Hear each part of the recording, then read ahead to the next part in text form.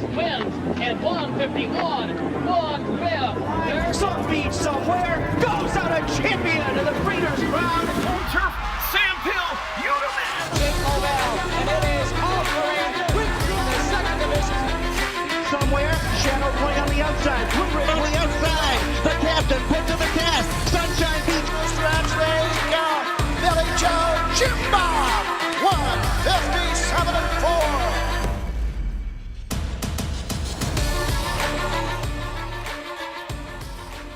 The Meadowlands Racetrack all decked out for the Breeders' Crown. It is night one and a quartet of championship finals this evening for the two-year-olds. $2.4 million is up for grabs as we kick off Breeders' Crown weekend with a total of $6.6 million to be given out at the Mecca of harness racing, the Meadowlands. Hello, everybody. Greg Blanchard alongside Jess Otten.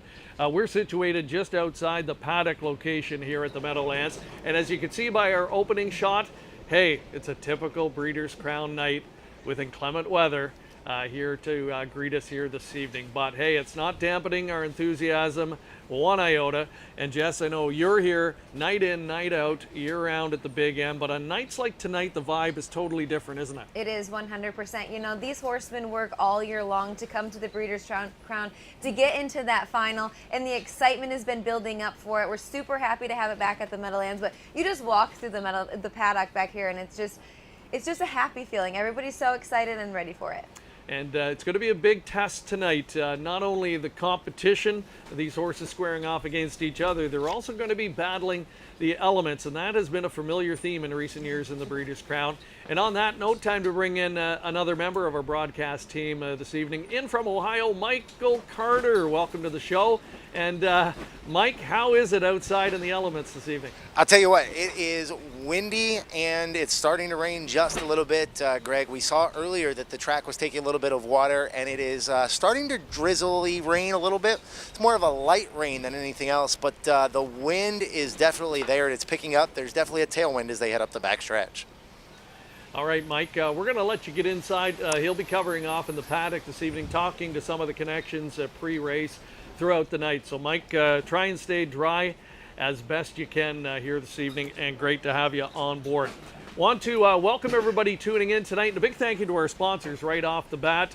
Rood and Riddle Equine Hospital is the presenting sponsor tonight, the premier equine hospital in North America, and the Central Ontario Standardbred Association, COSA, for making this possible here tonight on COSA-TV. Great to have everybody tuning in tonight, a worldwide audience joining us this evening.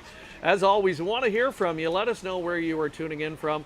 And don't forget as well, you've got a little bit of time left to register if you haven't done so. We've got the Pick Your Driver contest happening tonight. We'll throw up the link in the chat if you haven't already done so. Very easy, quick to register. Pick the driver you think is going to have the biggest night, and if that does indeed happen, you've got a chance to win some great Breeders' Crown swag. We'll take a quick break. We'll come back, and we'll meet the other member of our broadcast team and set up the first of our Breeders' Crown championships next.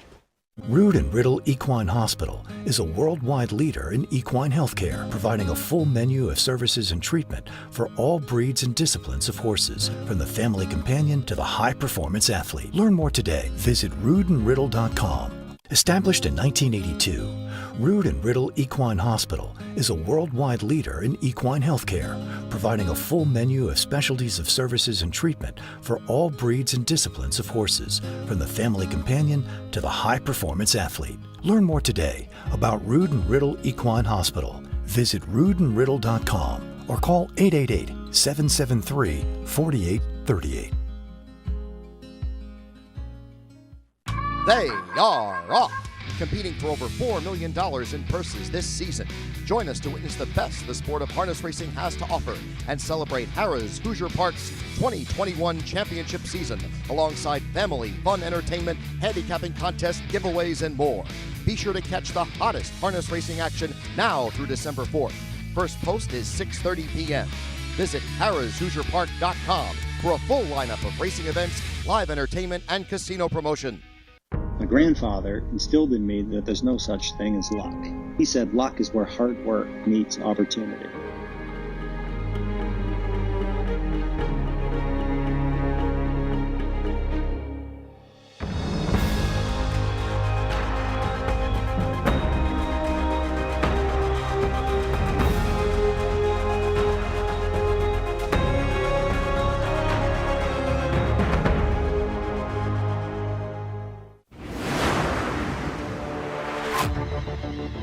Western Terror onto the final turn. That has been Mantacular. A Pocket Riders has just passed the quarter. Argo Baylor is on the inside from fifth. Unable to catch cover as they come around a head stretch. On the outside yet was Metropolitan. Gear to gear past three quarters. 1:24 and 2, 28 and 3 in the third. And Pierce is trying to get him home. Quick Pulse Mindale. Western Terror on the outside. Here comes Quick Pulse Mindale and Tony Morgan from second over. Western Terror gear to gear, not tonight. Western Terror, first over winner of the 2004 Breeders' Crown.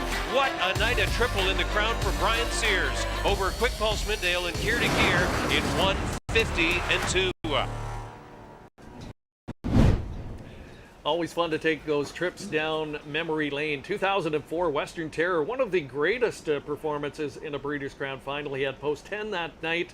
First up a long way, held off Quick Pulse Mindale in a thrilling stretch drive. Brian Sears, what a history he's had in the Crown. That experience really could come into play tonight because you're dealing with the elements on top of everything else tonight, Jess. And the wind is another factor this evening, as well as the expected rain. And you've been watching the first few races tonight to see how things are playing. Yeah, I was kind of keeping my eye on it. Although the rain hadn't come into effect quite yet, those races were won on the front end with pretty strong horses. And the last two races we've seen here at the Meadowlands, they've come from off of the pace. Still going some nice quick miles, but it doesn't look like the front end is going to be maybe the place to be. I guess we'll have to key in a little more as the rain continues to fall behind us, unfortunately. But the wind was coming across the track in the beginning of the night, and then right before the first race, it was going down the backside. So it'll be interesting to see. It's kind of coming from all over the place right now. So we'll see how it pans out. We're worried about whether this tent is going to stay upright tonight, and it's a little bit cool, but we're bundled up in our beautiful Breeders' Crown jackets. Thank you to the Breeders' Crown for supplying those. We're envious of some others tonight, and on that note, it's time to meet the other member of our broadcast team in a nice warm indoor location. Hello to Heather Vitale. Heather, how's it going inside? I really hate to tell you how well it is going inside because it is incredible. Don't hate me too much. I know you guys are braving the elements, but I am here warm and cozy. You know, as the winners celebrate in the Diamond Creek Winner Circle, they get to walk right up into the grandstand, into the Diamond Creek Winner Circle Lounge. So we are hashtag winning all around here. This evening, I'm going to be talking to breeders, owners, whoever I can really grab, hopefully the breeders, because this really is the breeders. It's all about the people that put those stallions and those dams together and the magic, and we get to see those four-legged superstars out on the track. So I'm so excited to talk to them. Diamond Creek, an incredible place, like in Lexington. I was just there recently, and they also have a syndicate called COSA Racing, and there's some people here tonight like this partnership, like we're all partying. So you guys are outside, I get party room, and I'm having a great time, and we're going to talk to some great people tonight. Back to you. Oh, Heather, she's she's always bubbly. She seems especially bubbly tonight, and that's understandable. Hey, it's Breeders' Crown night. A lot of fun to work with Heather, I know, for you, right? The last year or two, helping out with PA Harness Week. What's that been like? You know, at first I was really nervous. It's kind of something different than what I've been used to. But Heather, you know, helped me out a lot, and it's so much fun. You know, we go down to Chester once a week and talk about all the Pennsylvania horses, the racing, the breeding, everything exciting happening, and getting to really key in and feature on a lot of the Pennsylvania horsemen as well. And Heather always makes it a fun time, and we've become really good friends, so very thankful for that. Yeah, Heather's one of the best in the business and been around a long time and always does a wonderful job. So we look forward to hearing from her tonight. And, you know, we'll be envious of her, I'm sure, throughout most of the evening. Let's have a look at our first field of the night. First of our 4 Breeders' Crown Championships. And tonight is just round 1. The appetizer, if you will, with the main event to come tomorrow afternoon, 8 championship finals. But tonight, the rookies have the spotlight to themselves, and an excellent field of 10 assembled here for the opening contest. It's the 2-year-old colt and gelding trot, and some very high-profile individuals coming in here. Number 3, branded by Lindy. You'd have to call him the hot horse coming in. Absolutely. You know, the Chechere barn is really taking the time with both of the horses that they have in tonight. Brandon by Lindy didn't start off the year as great as they had hoped, but he's really rounded into form. He took on that Commonwealth Series down in Lexington, and that's considered the B Series down there, but he was really dominant on that. He showed up in two nice stakes races in Lexington as well, and last weekend, maybe not the place to be would have been the front end, but this horse was strong on the front end to win his elimination. And some excellent shots inside the paddock. My favorite shot, Jess, from the shows that we do on COSA-TV.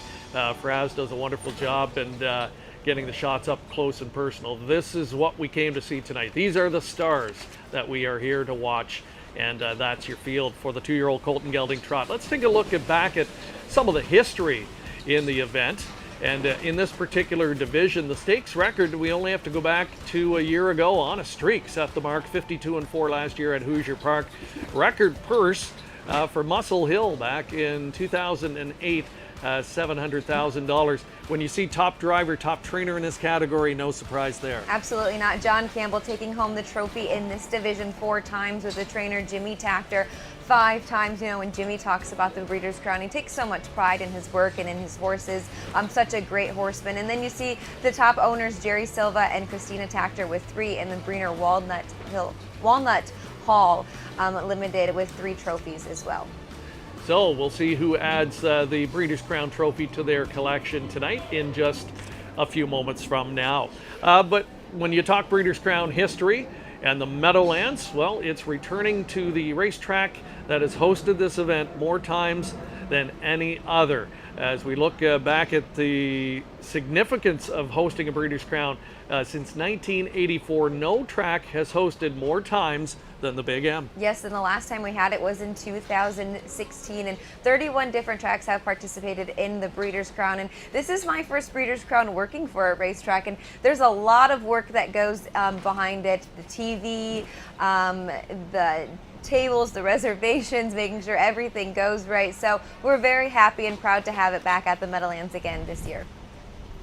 All right, so we welcome you to our coverage tonight on COSA-TV. Just going to check my social media feed here quickly. We've got Jason Turnbull tuning in. Justin Turnbull, his son, won the set of Bob McClure autographed driving colors. He was modeling them on Twitter yesterday. Looked fantastic. Great to have you joining in, guys. Judy Pitcher's watching tonight, cheering for Beach Glass all the way from Atlantic, Canada. Barb Timmons Longafee from Cape Breton, Nova Scotia. We want to hear from you. Let us know where you're tuning in from, and don't forget, still a little bit of time to register quickly and pick your driver in our Pick the Driver contest here this evening. We'll update that leaderboard throughout the night as well. Right now, though, we're going to take a look back to last week and the eliminations for this 2-year-old colt and gelding trot.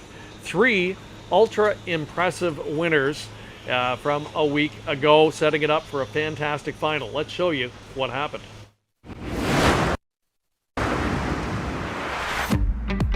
From second. That's Let's Do It First Over continues to progress. Uncovered SIP is pinned in, and looking to fan out is Majestic J, 124-3, and they trot for home.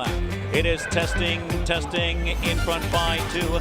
A Temporal Hanover needs to do more. On the outside, Let's Do It, and Majestic J testing, out sprinting them to the wire. Temporal Hanover trying to hold second. Late move, Majestic J, testing. He works. Testing. Then Majestic J. Temporal Hanover.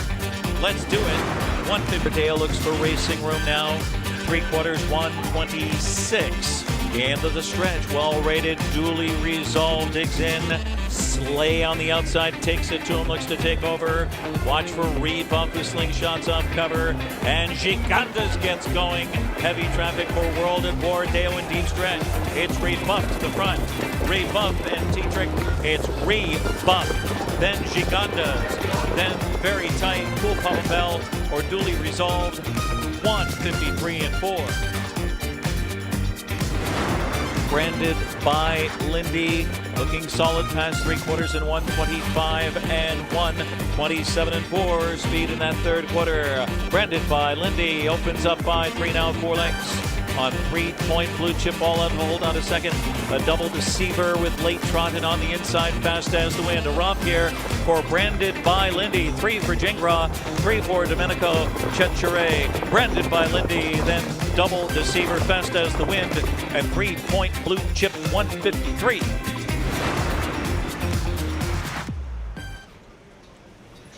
So that was a look back from a week ago. Jess, which one of the 3 impressed you most? I'm going to have to go with Rebuff. You know, peaking at the right time. Trainer Lucas Wallen really, you know, aimed him for the end of the year, brought him along nicely.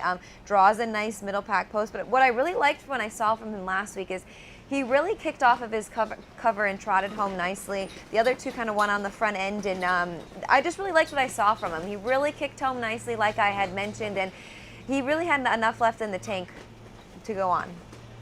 All right, and the public enamored with Branded by Lindy, and understandably so. This colt has been on an absolute tear. He's 8 for 10 and rolling coming into the final, and the talk of the tote board right now at 2-5. This weather, though, who knows? It could end up being the ultimate equalizer, if you will. And it's amazing, you know, the last couple of days have been very nice here in the area. Even today, the rain was in the area. It was expected to come much earlier than it has, and sort of right on cue. Here it comes for our first Breeders' Crown.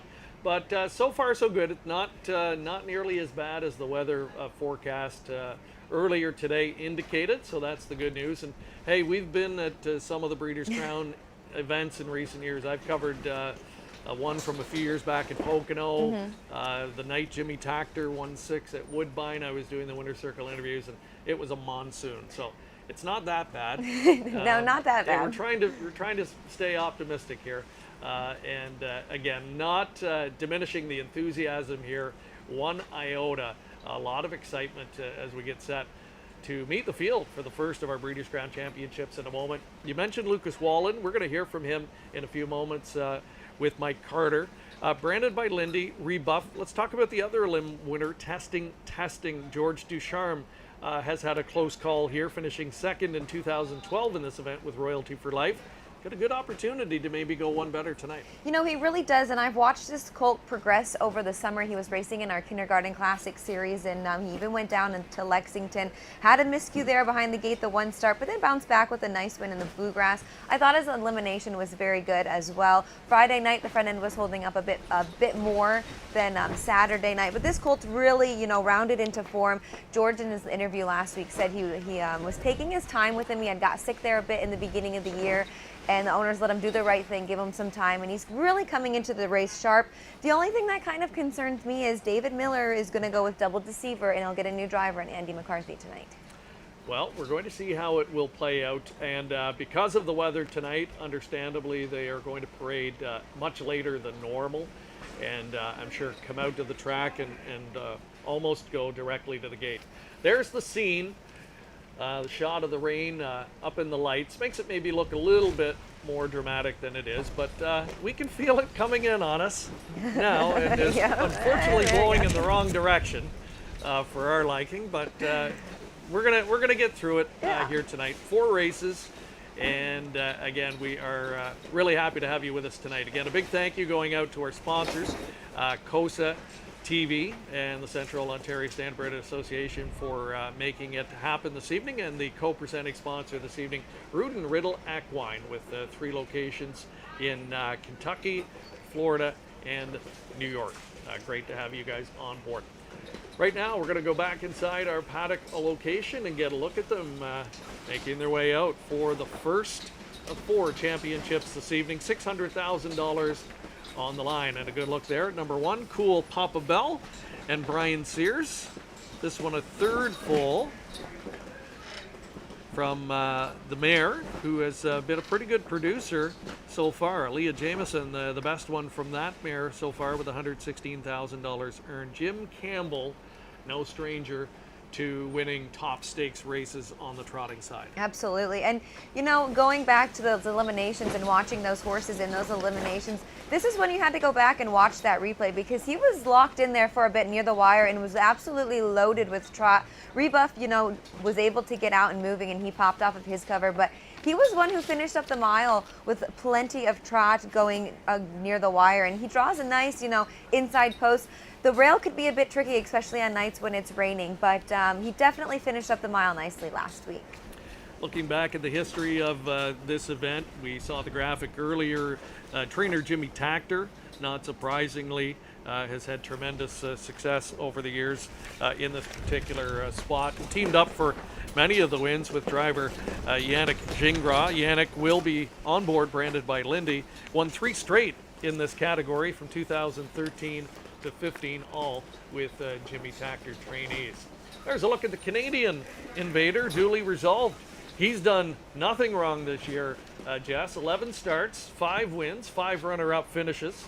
He was second in the lucrative Mohawk Million, and thus has a pretty impressive bankroll this year of well over $400,000. And he's a flashy colt as well. I was able to, watch all the horses warm up last week. It was ideal conditions, I guess you could say. But I also follow the racing at Woodbine Mohawk Park, and he always seems to, put forth his best effort. I've listened to some of the interviews. They always say, such a nice colt to be around as well. Unfortunately, draws an outside post, but with the weather conditions changing here quite a bit, anything could really happen. But he does own a bit of speed. He does show coming off of the pace there a couple of times, but definitely an interesting spot for him. And the thing I like about that colt in particular, he's so steady. He's an absolute professional at such a young age and always in the hunt, and he's got good tactical speed as well. Paul McDonnell, an excellent Breeders' Crown record for Paul in a brilliant career. He's an 8-time Breeders' Crown winner, and we'll look to add another one to his trophy case tonight. He's got 2 drives on our 4-pack this evening. We'll see him on beach glass later in the 2-year-old colt and gelding pace. There's a look at cool Papa Bell. Brian Sears on board. Again, Jim Campbell training this one. A gelded son of Chapter 7. Chapter 7 did not win the 2-year-old colt trot, but was a 3-year-old Breeders' Crown champion at Woodbine back in 2011.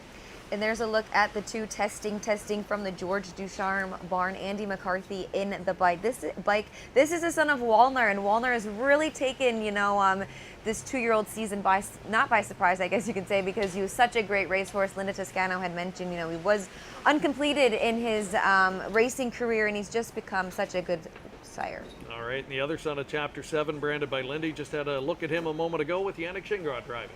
Rebuff out of the Lucas Wallen barn, Tim Tedrake. This was one of your elimination winners. This is a son of Muscle Hill.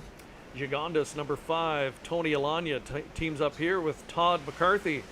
The Trixton colt, first full from Magical Valentine. The 6th, David Miller's Choice, Double Deceiver from the Carter Pinsky barn. This is a son of Can Tab Hall, and you go back to his Breeders' Crown elimination. He really shot out of a rocket there behind, branded by Lindy, late near the wire. Temporal Hanover, another son of Walner, Scott Zeron doing the driving. 4th full of the mare, Think Twice, and the richest offspring. Number 8 is Duly Resolved. Paul McDonnell teams up with John Baxier. This is a son of Resolve. Another from the crop of Walner, Majestic J, number 9. We'll have the services of Mark McDonald, another Tony Alanya entrant in the field. The mare up front, Lucky Carroll, Jess, winner of $270,000 in her career and a good producer so far. The 10 rounding out the field, it is Tony Alanya's 3rd entrant in this race. This is a son of Cantab Hall, and as fast as the wind, and Dexter Dunn will remain in the sulky seat. An excellent group of rookie colt trotters getting set to go to the post in our first Breeders' Crown Championship. But for now, we're going to head back inside the paddock. Michael Carter standing by with a special guest. It's much drier in here than it is outside. We're here with Lucas Wallen, who trains Rebuff in this race. And Lucas, the clouds let the rain go just as you guys were heading out onto the racetrack. Any problems you think for Rebuff tonight? No, if I could choose, it would have waited another 10 minutes. But it's same for all horses, and we should be okay. Now Rebuff had a little bit of a slow start to his career. Talk about the growth you have seen with this colt. Yeah, it's been really, really good. Like you say, he had a little tough time there in the beginning, but he showed a lot of speed. So we have always been very confident. And the last couple of starts, he's really getting better and better.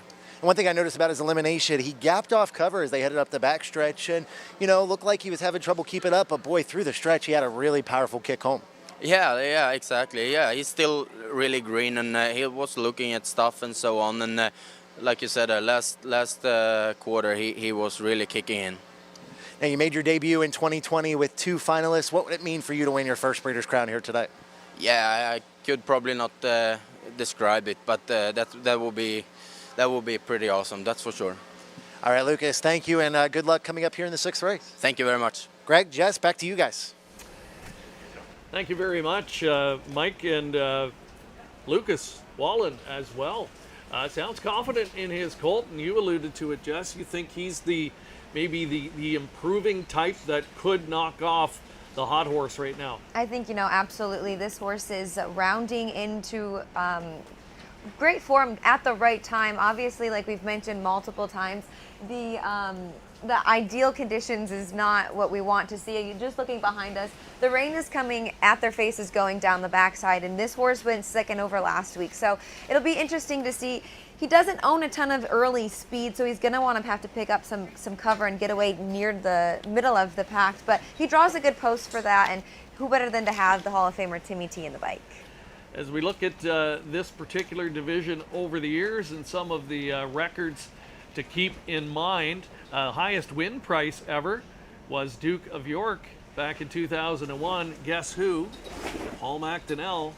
Paul, of course, for the longest time, had the highest win return in Breeders' Crown history when Bayes Fella did it back in the early 90s at Pompano Park.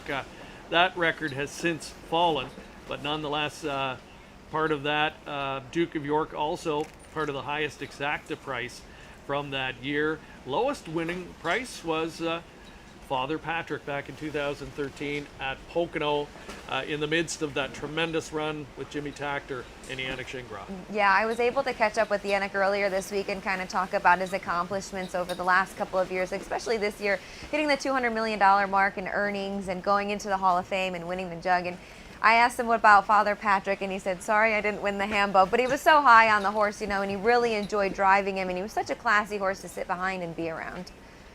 Yeah, Yannick, there isn't too much in the sport he hasn't won, but there are a couple of big ones he still wants to tick off in his career. 200 million, and what was telling for me was he said to you he's already looking forward to 300 million as the next stop. So he's still very hungry, still very much in his driving prime. And I would argue maybe at this point the deepest group of drivers that he's had to race against in recent years. When you throw in the McCarthy brothers and Dexter Dunn into the mix in the last couple of years, it's a deep, tough, and very talented driving colony. It definitely is, just kind of looking over the last couple of years and how deep it really has gotten. You have David Miller, Tim Tetrick, Brian Sears, Mark McDonald, and it's just like they keep coming. You could go 15, 20 deep in the drivers colony and, have a top driver, and, they all love it. They all want to win races. They all want to make money. So it's so great to see. Like you mentioned, this is probably the deepest it's been in quite some time. So again, hello to our viewers tuning in. You really don't have much time left, if you haven't done so yet, to register for your Pick the Driver contest. And speaking of that, it's just that easy. We've given you 6 to choose from, 6 gentlemen that are going to be very busy over the next day and a half in the 12 Breeders' Crown Championships. And if you can pick the driver who accumulates the most points, you'll be part of a draw for the Breeders' Crown swag package. We're going to send it upstairs, and speaking of Breeders' Crown legends, the one and only Roger Houston calling the first couple for us tonight. Deceiver, Temporal Hanover, duly resolved, Majestic J, and Fast as the Wind. In behind the Preferred Equine starting gate, and here they come for the 2-year-old Colt and Gelding Breeders' Crown final.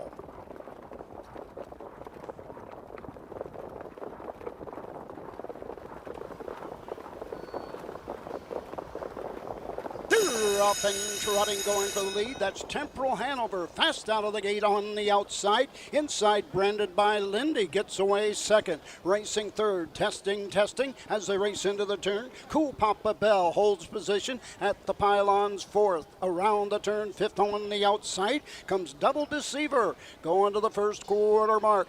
Racing sixth on the inside, it's Rebuff onto the backside in the first quarter mark. Moving on the outside, that is Fast as the Wind as they race by the opening panel in 27 seconds. Down the backside they go. We have Gigandas followed on the straightaway by Duly Received and trailing the field going to the halfway point.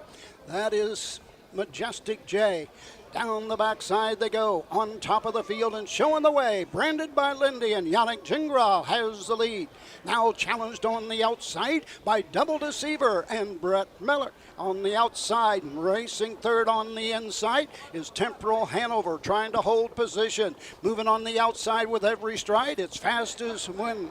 Racing on the outside fourth with cover is Rebuff.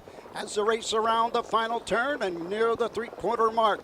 On top of the field and showing the way, it's all branded by Lindy. Three wide move on the outside by Fast as the Wind. Coming on.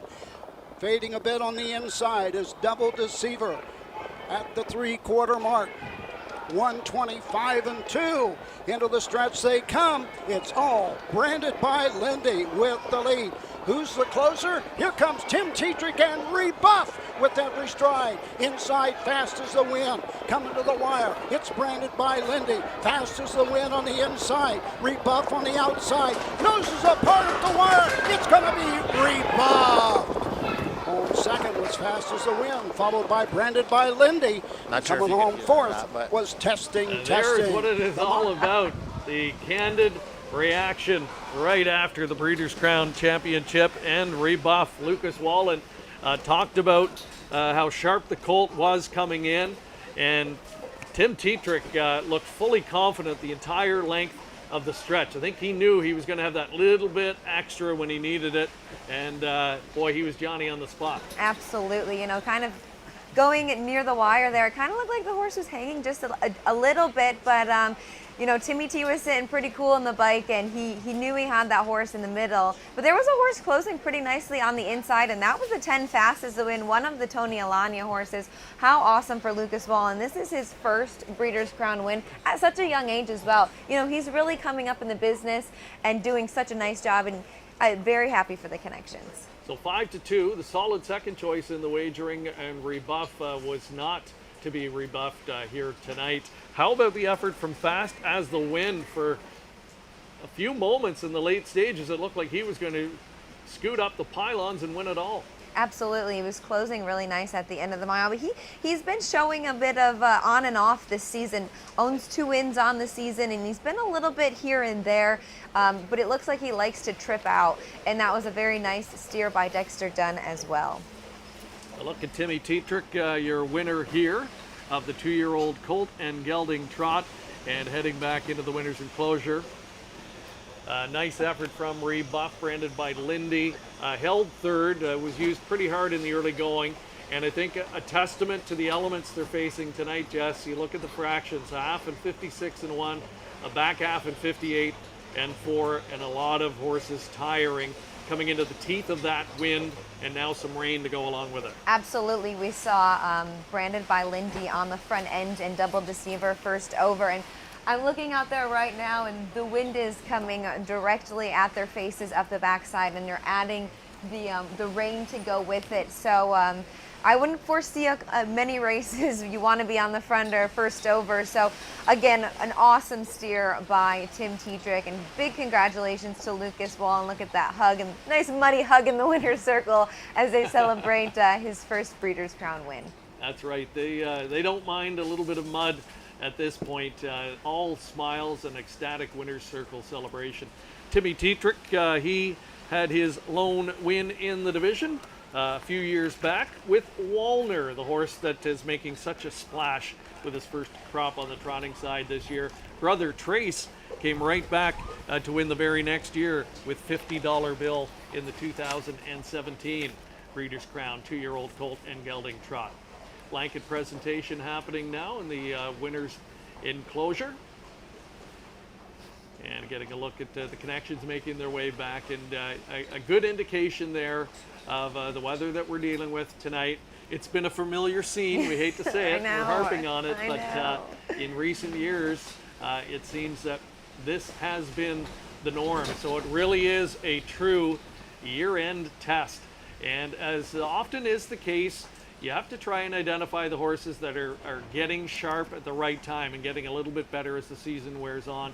And I think Rebuff fit that to a T. Absolutely. We talked to Lucas last week after that race in the winner's circle, and he just said he was aiming him towards the bigger races at the end of the year, and wanting to peak at the right time. These horses have a long season, and there's a lot of money to be made at the end of the year, and he's done such a phenomenal job with this colt, and it really showed tonight, going against the elements, fighting off that horse on the inside, and super happy for the connections. Lots of smiles in the rainy winner's circle. Lucas, another name that we're going to hear much more from, I think, in the coming years.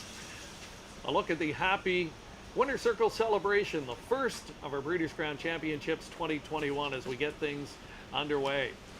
And I believe now we've got the prices for you. We're going to get to those in just a moment. Take a look at the pari-mutuel details.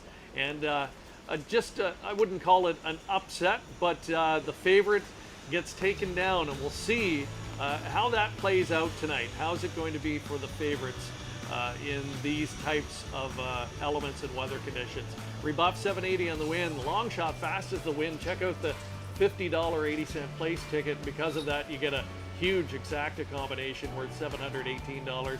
The 50-cent try combination at almost $500.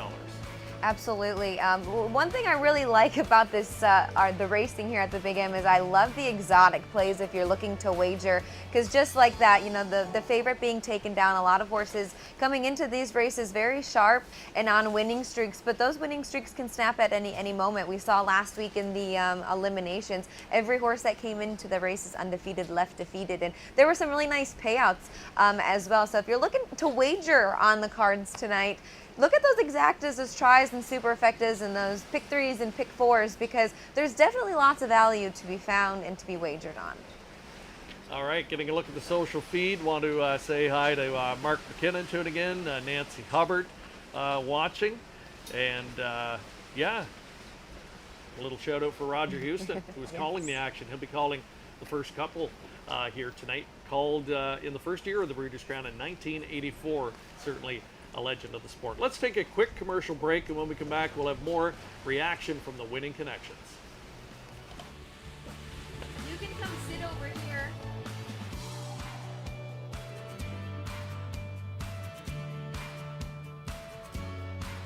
By now, you know the name COSA-TV, an industry leader producing unique, high-quality digital content promoting harness racing in Ontario. Features, virtual programming, live events, and more. COSA-TV has it covered. Follow our social media channels and be sure to subscribe to our YouTube page to view the latest content. And if you're looking to bet your favorite Ontario track, check out hpibet.com. COSA-TV, taking Ontario racing global. Rood & Riddle Equine Hospital is a worldwide leader in equine healthcare, providing a full menu of services and treatment for all breeds and disciplines of horses, from the family companion to the high-performance athlete. Learn more today. Visit roodandriddle.com.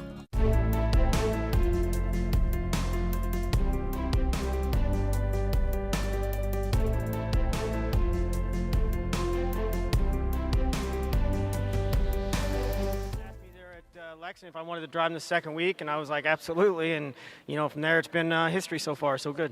Yeah, it's some good history you're making right now. Talk to us about this trip tonight. He came from far back, a little bit of a wild race, in and out, whatnot. What happened here in this event? Yeah, I was third over, which I was happy with that. They went a very strong first quarter, and with the conditions, I was hoping they'd come back to us, and they did. And, I was following live cover, and me and Dex had to go 3 wide a little bit early. But, this colt's been racing really good and charging hard, and he got it done today.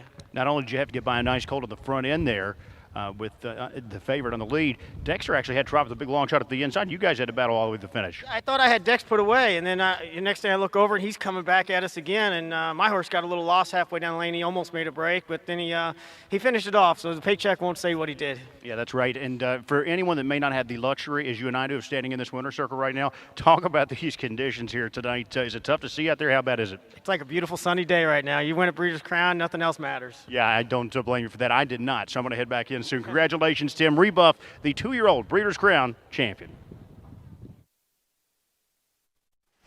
All right, welcome back. And yes, we are just slightly better off here. The rain is blowing in on us, and again, the tent is swaying to and fro, as they say.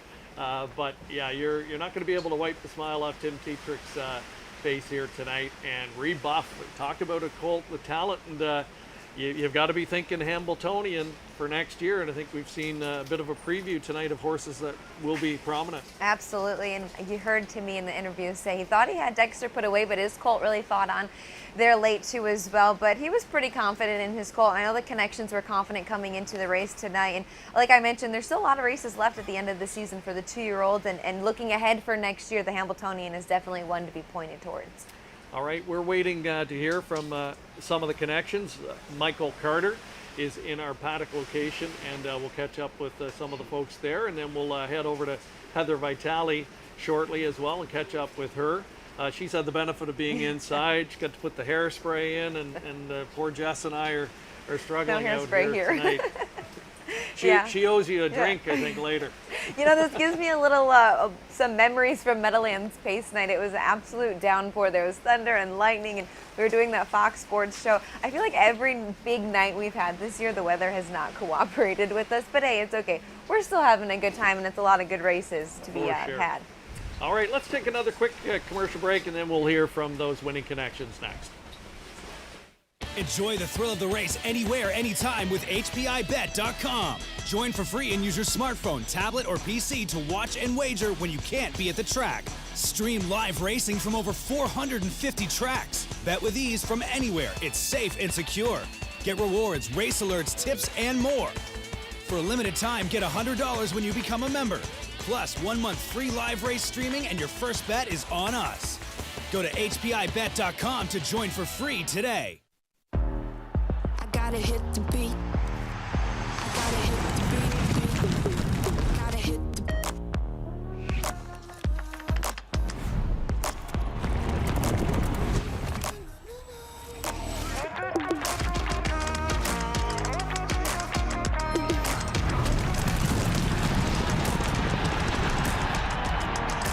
Download Dark Horse Bets today. I gotta hit the beat.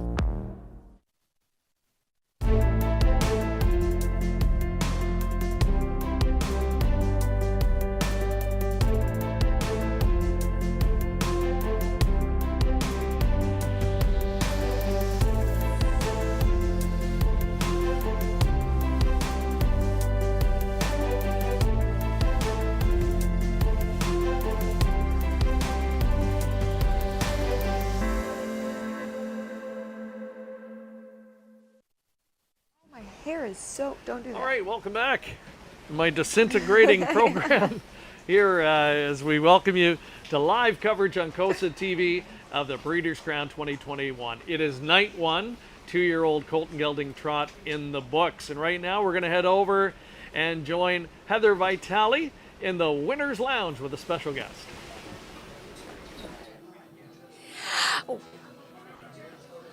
We have Lucas Wallen with us right now. This is his very first Breeders' Crown. How does it feel? Yeah, don't ask me. I don't know. You're like without words right now. I cannot imagine. Exactly. I don't know how many times Tetrick saved him during the race. You know, it was a lot of traffic problems, but we got it done. Now, tell me about this horse. So, where'd him and tell me about his development. Yeah, I bought him in Lexington for only $200,000, and I didn't have any owners on him. So I was probably calling and texting and emailed 30 people, but finally I found 2 guys. one guy in Netherlands and then a Norwegian guy. It's been, after that, it's been a very good run. You know, he showed a lot of talent right away, but he was very, very green and did a couple of mistakes here and there. But he really, and if this race was 3 months ago, he would probably have three breaks in this race. Well, he's really developed so well. And I'm telling you, like, going in tonight, like, with the rain and everything going on, I know he did well in the race before, but, like, how did you feel? Yeah, he warmed up really good, better than last week, actually. It was a lot more quiet. But when the rain started and then the wind, you know, it's 2-year-olds. But I was probably not more worried than anyone else. But, you know, I wouldn't blame I wouldn't blame him if he would have made a break to these conditions. Congratulations to you. And let me just tell you guys that Lucas walked into this party room with his hands in the air. Yes! You hear this in the lots of cheers. Lots of champagne. We are having so much fun in here, and congratulations on your first Breeders' Crown win. Thank you. Thank you so much. Guys, back to you. All right, well, he's in there drinking champagne. We've got our nice Root and Riddle mugs here, keeping our tea warm, trying to keep ourselves warm. And hey, we're having a great time. Yes. 3 more to go here tonight, welcoming you back to live coverage on COSA-TV. Thank you so much for joining us this evening. We've got a special guest joining us in just a few moments, but time now to set the scene and show you the field for our upcoming second championship of the night. And this time we're focusing on the 2-year-old filly pacers. Nikki Hill, the queen of the division, coming into her elimination a week ago, but knocked off Queen of Success. A Pocket Rocket was able to upend her and score the mild upset victory last week in that single elimination from a week ago. And there's how they're going to line up in the gate, just 2 doors down from each other. Nikki Hill, despite the first career defeat last time out, remains as your even money top choice in the field. Let's take a look back at some of the history of this 2-year-old filly pace division over the years Root and Riddle in the Breeders' Crown. And the stakes record was set back in 2014. So amazing, Jess, in a day and age where records seem to fall weekly almost, this one's held up for a while. It has. It was JK She's a Lady, 150-2, right here at the Meadowlands in 2014. In 2008, the record purse was $700,000. And look at there, John Campbell, leading driver in this division as well. And Bruce Nichols, what a run he had in the earlier years of the Breeders' Crown, and owned this particular division for a number of years. John Campbell, we're going to see that as a common theme tonight when we look at the different divisions. The leading driver in the history, he continues to lead in many of the categories. Brittany Farms, leading owner, as you see there, and the one and only Hanover Shoe Farms, leading breeder in this particular division with 5 Breeders' Crown championships.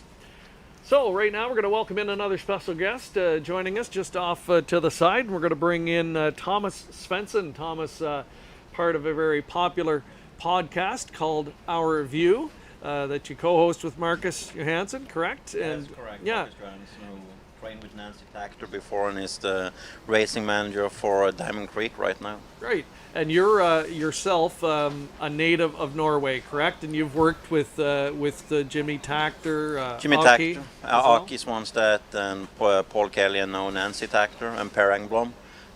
Home, I work with the biggest stable in Norway, Stella Hamre in Norway, and I'm buying very much horses and send over. And I worked with the broadcast and handicapping home for 7-8 years in Norway. So definitely well-rounded, a lot of great contacts in that part of the world. So what's the process like now in dealing with people over there and like you said, buying and selling? Give us a bit of that world. I buy horses for the biggest barn home. I work for the guys, the 2 brothers running the biggest barn, Atle and Frode Hammer Home, and I'm their eyes in America to buy the horses overseas, and we race for the total earnings. I try to see horses with good gate speed, only trotters, and been very lucky with the horses I pick out the last 4 or 5 years, and we're going to go into the Harrisburg and try to get a couple of horses there too. All right, and I hear you're a very good handicapper as well, so we'll keep you on the line here as we meet the field.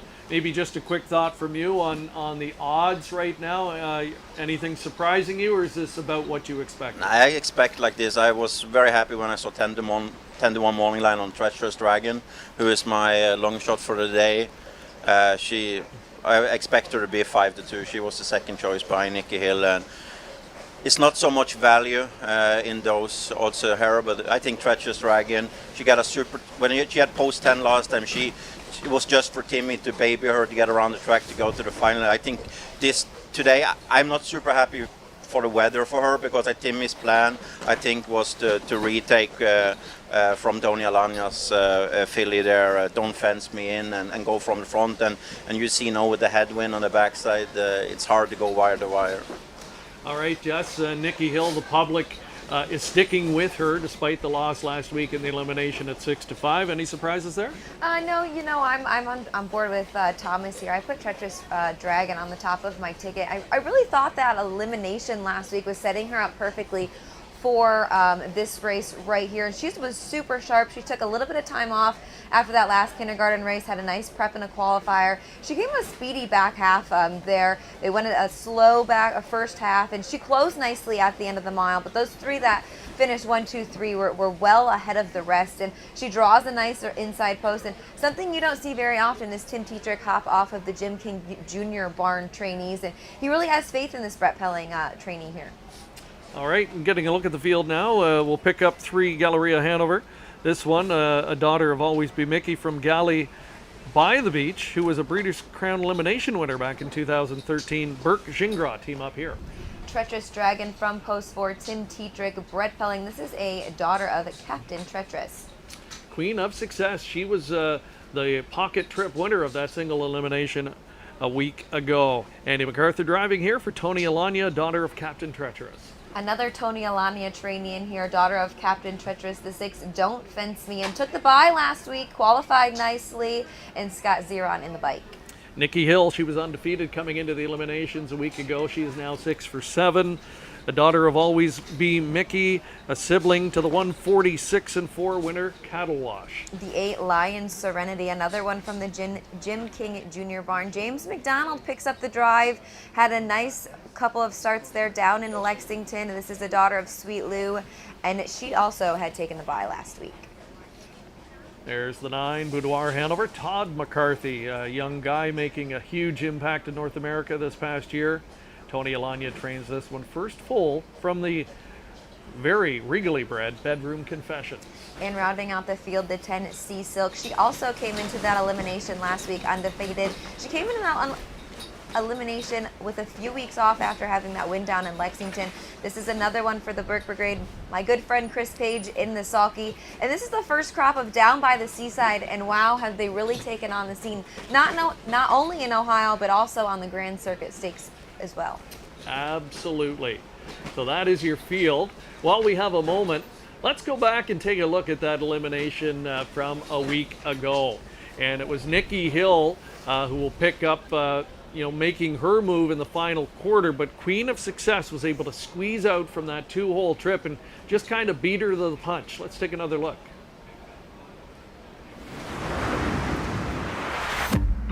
First 3 wide as they turn for home and come after Sea Silk. Nikki Hill first over, 123-3, 27-3, speed in the third quarter. Sea Silk in front. Queen of Success had a perfect trip and pops out. Nikki Hill has open road on the outside, closing in on Sea Silk. Queen of Success takes the lead. Nikki Hill on the outside, closing in. Queen of Success, 23-1 on the board. Queen of Success, then Nikki Hill, and then it was Sea Silk, then close. Either got the green light or Treacherous Dragon, 150-3.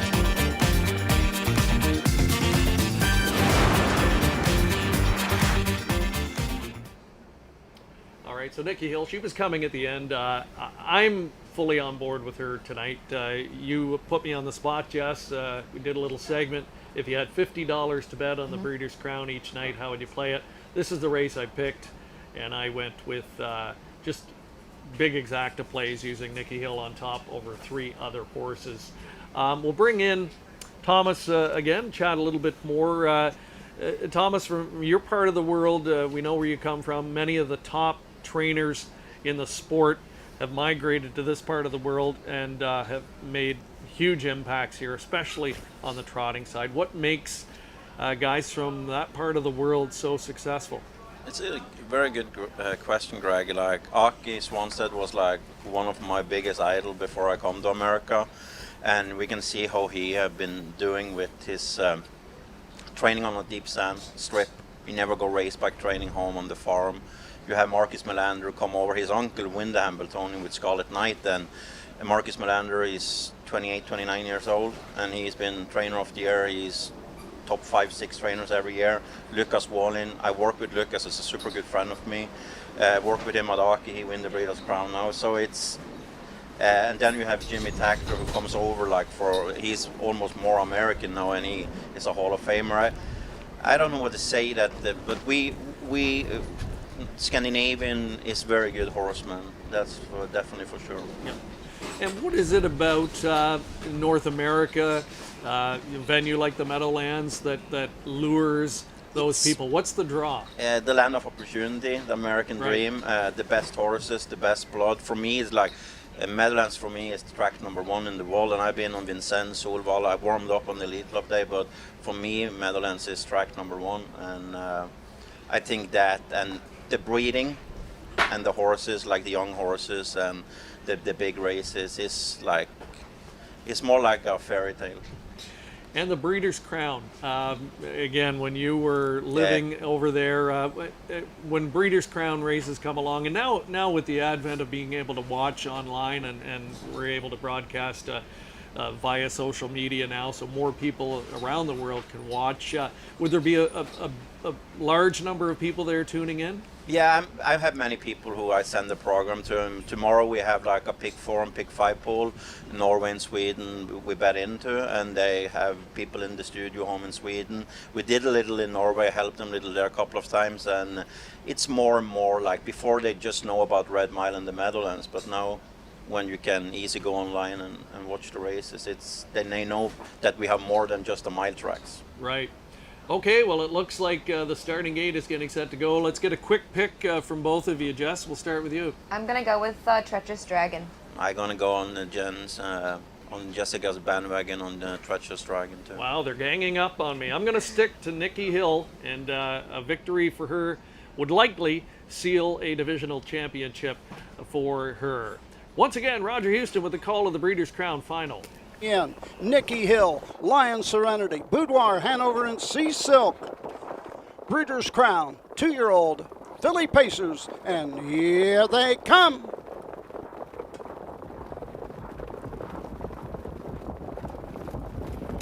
They're off and pacing, going for the lead. That's Queen of Success, middle of the track. On the inside, Treacherous Dragon. Up on the outside, Don't Fence Me In. 3 of them across the track, going to the first 8. On the inside, Treacherous Dragon racing 5th. Got the green light as they race around the turn, going to the first quarter mark. That's Boudoir Hanover racing 6th. 7th. On the outside is Sea Silk racing 8th. To the backside, Captain Cowgirl.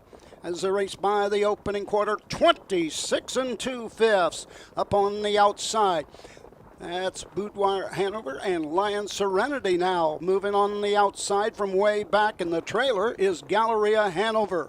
Down the backside, going to the halfway station, Nikki Hill and Dexter Dunn have taken command by 1 1/4 lengths. Queen of Success is pacing right there, 2nd, racing 3rd. That's Don't Fence Me In. Halfway home in 54 4, 28 2, 2nd panel.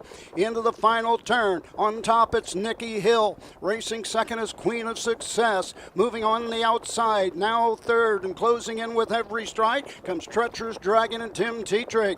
Down along the rail, buried is Don't Fence Me In, now 4th. Racing up on the outside, 5th. As they race around that final turn comes Lion Serenity. At the 3/4, 123 1, 28 2, 3rd panel. And Nikki Hill opens up with every stride. Treacherous Dragon is there second. Sea Silk continues to close on the outside. Now third, now second. Nikki Hill draws away by 5. Sea Silk from post 10 grabs the second spot. Treacherous Dragon and Boudoir Hanover 151.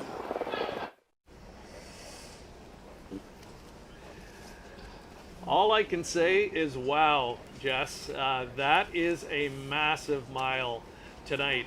And Nikki Hill, I caught up with Dexter Dunn in the Paddock location briefly earlier, and he was extremely confident in the filly. He loved the way she raced last week. He gave full marks to the horse that knocked her off, but didn't take anything away from his filly. And he thought if one in particular could handle the elements tonight, it would be her. She's a big, powerful, strong filly, and you could see it. While others struggled, she thrived. 151, that's a huge effort. Absolutely, and you said kind of there before the race was over, that was a pretty demanding half. I mean, it is raining pretty good, the wind is strong, it's cold, 54-4, and you know, she just does it so effortlessly. She kind of gives you those Party Girl Hill vibes, same connections. What a tremendous filly, what a mile tonight.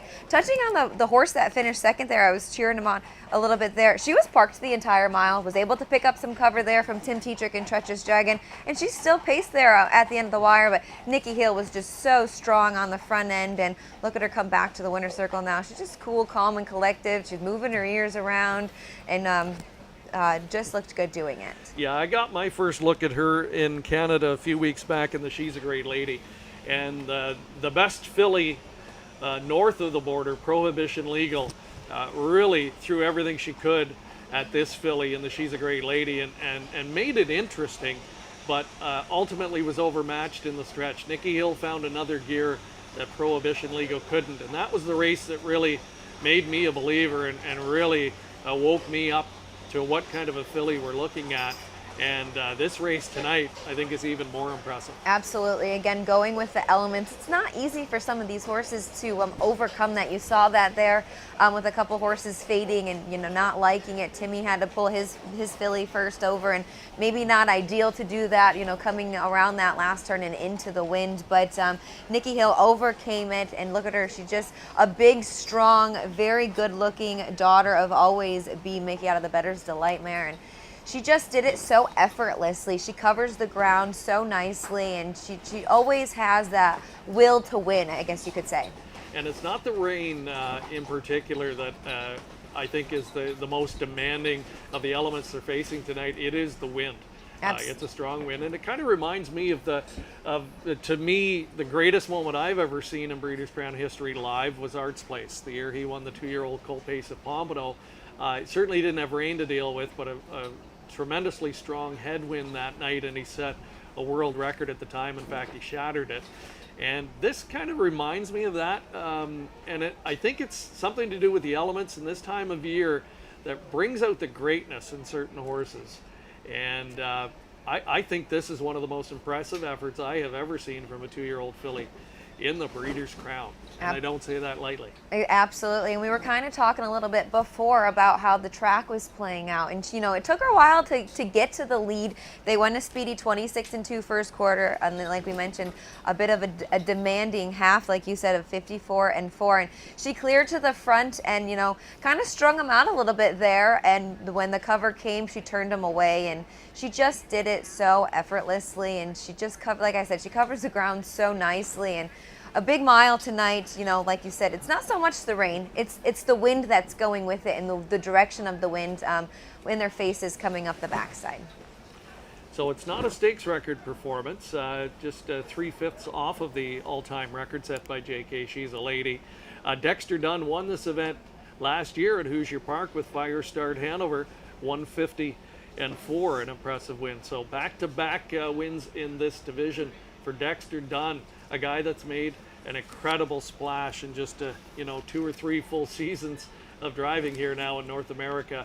And he was an instant success, and he's going to be around for a while to come. Absolutely. He started driving here full time when I first started working here at the Meadowlands, and kind of getting to interview all these people and learning about him. You had to Google him to see what what he was all about, and he really has taken the drivers colony to the next level, I guess you could say. And we mentioned you could go 15, 20 deep, and he's going to be one of the top guys you want to call to have on your horses. Absolutely. Let's get a look at the pure mutual details. Nikki Hill, $3.40 for the win. Teaming up with Sea Silk. Talk about a filly that's had a tremendous season. She has done nothing wrong this year. You get a 24-20 exacta combination. Your pick 3 return, a little over $52, 10 cent super at just over $40. Treacherous Rain, good effort. First up a long way against Nikki Hill tonight. She holds on for third, and Boudoir Hanover rounding out the top 4 for driver Todd McCarthy. Very happy winner's circle connections. Nikki Hill, trained by Chris Ryder. Chris has had an accomplished career here in North America as well, and still going strong, and has maybe the best filly he's had to date on his hands here with Nikki Hill. Again, you are watching live coverage tonight on COSA-TV, so happy to have you with us wherever you're watching from this evening. We'd love to hear from you. We've been talking about our favorite Breeders' Crown moments and memories. Let us know if you've got a favorite in the long history of the Breeders' Crown. Started way back in 1984. That very first year, one of the greatest moments to this day in the history of the event, when Dragon's Lair upended the almost invincible Annihilator at the time on his home track at the Meadows. And speaking of Roger Houston, he was the man who called the action back then. And on hand tonight, great to have him calling our first 2 Breeders' Crown Championships here this evening. Welcome back to the set. The rain has subsided just ever so slightly right now, so we're getting a little bit of a break from it. And we're happy. If it just stays like this for another couple of races, we'll take it.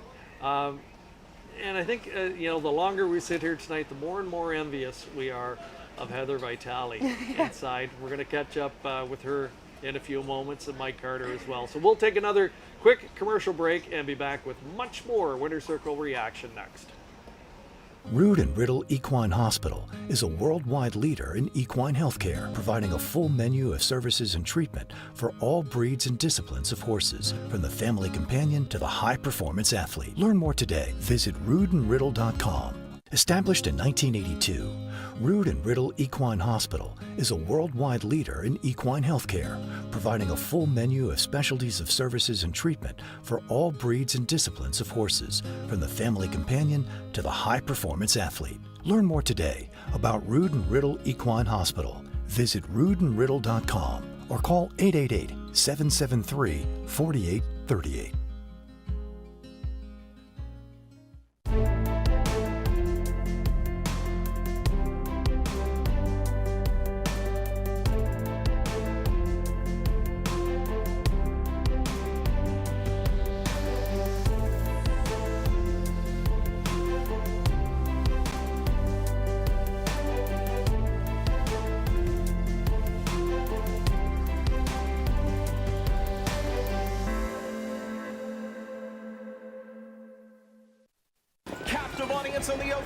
Discover the best in North American standardbred racing at Woodbine Mohawk Park.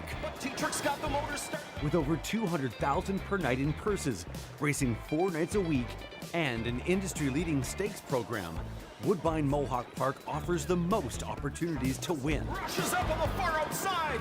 Join the growing ranks of owners from all over the globe and race with us at Woodbine Mohawk Park. So you really raced her aggressively here tonight. Yeah, she's got an amazing set of lungs, Gabe.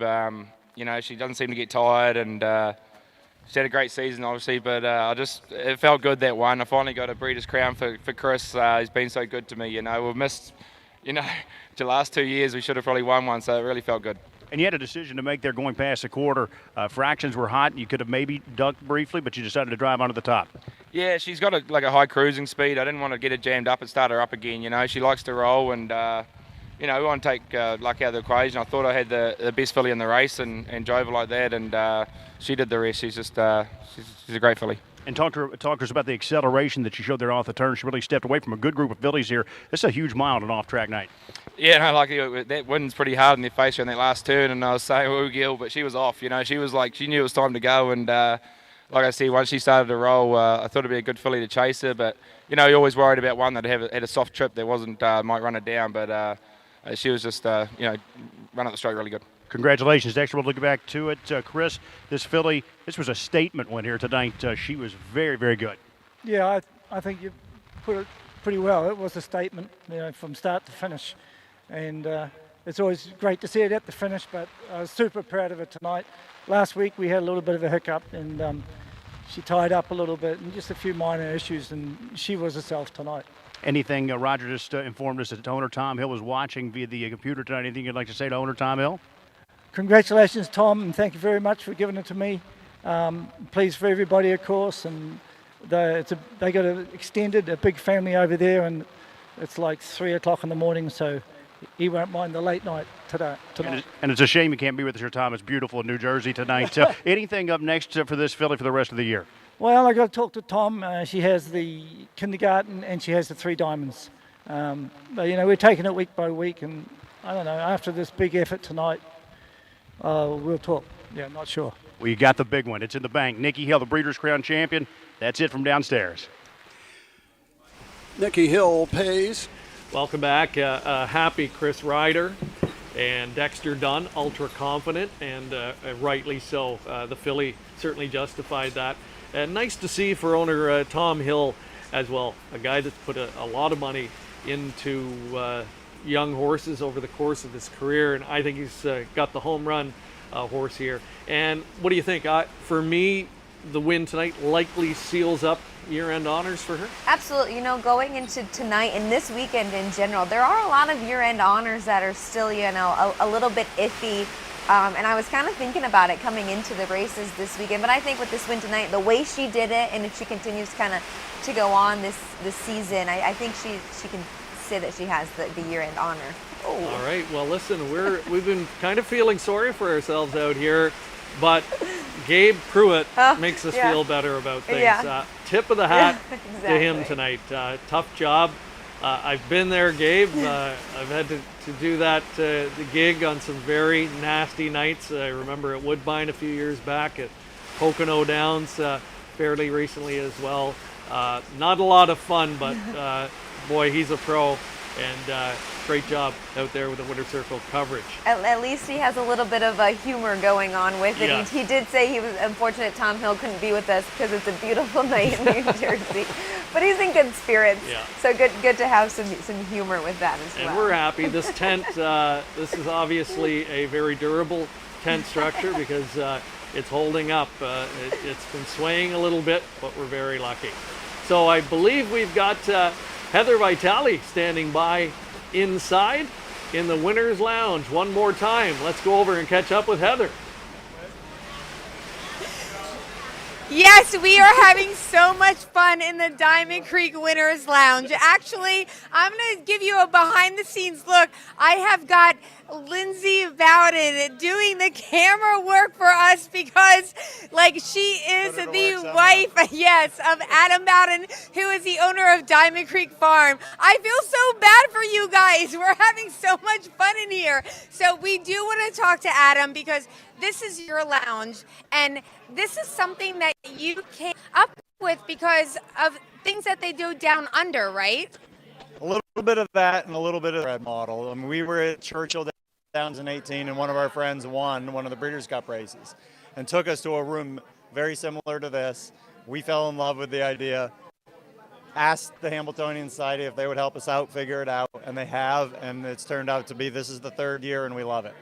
I know, it's so much fun because once you party in the Winner's Circle, you get to come in the Winner's Circle Lounge, and I know you're having a great time tonight, and this is just spectacular for everybody. Yeah, it's great. We bring our staff here. There's about 9 or 10 of us here, and we just want to share with the winners, and we haven't yet won tonight or last year or the year before, but one of these years we're going to celebrate with ourselves. I love it. You know what? Everybody's a winner here. Thank you so much, Adam. I love it. I love being here, and I appreciate it. Absolutely. We love it too. Back to you guys. Thanks so much, Heather and Adam. Big thank you to them, big supporters of the racing game, and especially on nights like tonight, and their farm. Very impressive facility. It really is, and they've really, taken the breeding side, on strongly. A lot of great sires they have, standing at their farms. They have that crossover ownership that they have now with the thoroughbreds and the standardbreds. So not only are they a big sponsorship in the Breeders' Crown this year as well, but they have a couple participants. They have Alter, they have Allywag Hanover. They stand down by the seaside in Ohio, who has a couple of horses racing tonight. So big kudos to them, and to see all their hard work pay off and excel so well again, not only in the harness racing world but in the thoroughbred world as well. So great to have Adam here, great to have his entire staff here, and I think you guys are going to catch up with Marcus Johansson tomorrow, who is the manager of the racing side. So it'd be kind of cool to see how his job takes into place and what he does on a day-to-day basis. Exactly. Well, we're turning our attention now to the 2-year-old filly trotters, and it's crunch time for them. Time to get the bikes hooked up and get their game faces on and ready to go. Great shot from inside the paddock location as we meet the 10 contestants for our upcoming $600,000 Breeders' Crown final. There's a look at the entire field, and raised by Lindy from post 5, looking to give Yannick Gingras a 4th consecutive victory. She was impressive in winning her elimination last week in 154 and 4/5, so we'll look to try and come right back up and get another win here in the Breeders' Crown Championship final. She is 5 for 9 on the season. From last week, which one, or did more than one, catch your attention? I think we'd have to mention the obvious that Venerable did go off stride. Fortunate to see that, but I really liked the effort I saw from Little Bit Alexis. She's on the board right now at 2-1, and I watched this filly progress over the summer in the Kindergarten Classic Series, and she's tried some, stakes company as well, and she covers the ground, and she hits another gear so fast, and I've talked to the drivers after the race and the post-race interviews, and they just love the way she goes. Not like push button, but she really just takes off just about a little bit of call. So she draws a nice inside post here after winning the elimination and getting to draw between 1 through 5. So perfect. I was really impressed with her last week. Yeah, absolutely. All right, we're going to head back inside the paddock location. Michael Carter's got a special guest. Standing back here with trainer Marcus Melander. Marcus, you send 2 to the racetrack in this race with the lightly raced Daya Bay. Let's talk a little bit about her. Just her 4th career start here tonight. Tell us a little bit about her. I mean, she's a little green, but I think she's a very nice horse, and it's a little bit bad on the post tonight. I think she's as good as anyone. It's just we got a really bad post. Now, post number 10, Joviality. You drew, unfortunately, post 9 and 10 tonight, but Joviality that won the $200,000 New York Sire Stakes Championship and also won the Kentucky and Stallion Management out at Harris Hoosier Park, so clearly she can get over any size track. Oh, yeah, no, she's very all-around, she's a great horse. She made $370,000 this year, and she's for the place, so it's the same with her. She's as good as anyone, but we got a really bad post. All right, Marcus, well, good luck tonight. Thank you. Guys, Greg, Jess, back to you. Great stuff, Michael Carter and Marcus Melander. And again, you talk about young guys that have taken the sport by storm. Marcus is one of them. It was only a couple of years back. It looked like the Hambletonian was going to be a foregone conclusion for him. It just didn't work out on that day, but that's just a matter of time. Exactly, and he had a couple of shots this year as well, but you talk about all these races, you could do everything, cross all your T's, dot all your I's, and everything just has to go the right way on big days like that, and nights like tonight as well. Here they come out onto the racetrack. Joviality, the post 10 starter, we heard from Marcus talking about her, and there is the impact of not winning an elimination, right? A very good second, but saddled with post 10 tonight. Absolutely, and that's the case for quite a few of them that put it forth a good effort, to get into the elimination, to finish 2nd or 3rd, and then you get slammed with an outside post, unfortunately. Let's meet the field. There's 3, a little bit of Lexus. Dexter Dunn looking for back-to-back Breeders' Crown Championships here this evening. He'll team up with trainer Richard Nifty Norman on this Daughter of Walner. One to the outside of that is Delilah Hanover, another Nifty Norman trainee. Todd McCarthy takes the lines with this one. Domenico Cecere, the conditioner. Yannick Gingras driving 5, raised by Lindy. The Walner filly looking to make it 4 in a row. A horse that I thought had a very good effort in her elimination is the 6 Jiggy Jog. Andy Miller aboard the Aki Svanstead, trainee by Walner. Here's Jiggy Jog. Andy Miller doing the driving for Anke Svanstead. Anke on the 7 Ebby's Lady. Also trains this one, a daughter of Southwind Frank, a sibling to $670,000 winner, Doggone Lucky. Another daughter by Walner, Ray Schnicker trainee, post 8 for Brickhouse Babe and Mark McDonald. 9 Jaya Bay, Dave Miller in the driver's seat, a $725,000 yearling purchase. Only 3 starts coming in, and a couple of them were winning efforts. She was 3rd last week in Hurlip. And the other Marcus Melander trainee, the daughter of Chapter 7 from Post 10, Joviality, with Brian Sears in the bike, wearing the colors of Courant. So the 2 elimination winners last week, Little Bit Alexis, the number 3 starter here. She's 7 for 9 coming in, raised by Lindy, 5 for 9. Something's got to give here this evening. And the bad news is for the fillies is that the rain is intensifying, and that is not what we wanted to see at this point in the night. So they've got some elements to battle. While we have a moment, I believe we're going to take a look back at the eliminations from last week and show you how these fillies got here tonight. As Little Bit Alexis, Deuce pops right now with a burst of speed for Dexter Dunn and comes after Selfie Queen. Venerable 3rd on the outside and coming on, but drifting out, and she's off stride. Venerable broke. Venerable off stride. 125 and 1. They trot for home, and it's Little Bit Alexis who takes over the lead here with Dexter Dunn and draws clear from Selfie Queen. Coming on late is Brickhouse Babe on the outside with Ebby's Lady stride for stride with her. But it's a Little Bit Alexis wrapped up in cruising. Little Bit Alexis, then Selfie Queen, then Jaya Bay and Brickhouse Babe, 153 and 3. Turn for home. It's still raised by Lindy, but she's got company now. 127 and 4. Raised by Lindy. Joviality with Dead Aim on the outside. These 2 fillies hook up. Jiggy Jog on the inside with Late Trot, and then flattening out Delilah Hanover. It's raised by Lindy, and she is strong.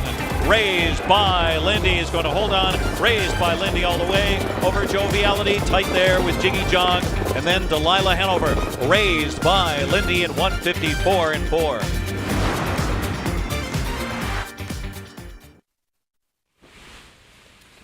All right, there's a look at the scene live right now, and you can see that wind whipping across the racetrack with rain mixed in. This is a test of endurance tonight, and particularly demanding when you're talking rookies. The 2-year-old filly trotters coming up next year in our 3rd Breeders' Crown contest of the night. Coinciding with that this evening, we have the Pick Your Driver Challenge. Here's our first update on that. We've got Ty atop the standings right now. Timmy Tetrick, the Bionic Man, and the White Knight, Brian Sears, 50 points each. Dexter Dunn with the big win in the last race has 25, tied with Dave Miller. Yannick with 20 points. And so far, Andy McCarthy shut out.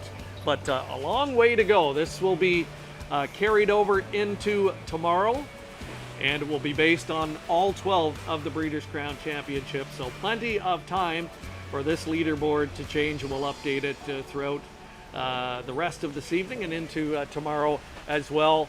And good luck to everybody who was registered and playing along with us here this evening as part of our live coverage on COSA-TV. Again, a big thank you to our sponsors, the Central Ontario Standardbred Association and the Rood and Riddle Equine Hospital.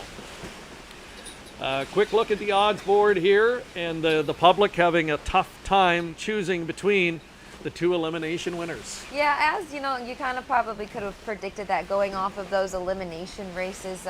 We mentioned earlier a little bit, Raised by Lindy out of the Domenico Cecere barn. Again, a horse that was, coming into this race peaking and is sharp. But on nights like tonight, there are quite a few horses that could, get knocked off of their sharpness per se, because we saw that with branded by Lindy there in the 2-year-old colt trot. The front end really wasn't the place he might have wanted to be.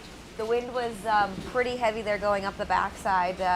So it'll be interesting to see, because this horse can be raced pretty much either which way. Has a lot of versatility coming from off of the pace and on the front end, and as do a couple others in here. There is quite a bit of speed as well, and the rain continues to downpour and the wind just continues to gust, so it'll be definitely interesting.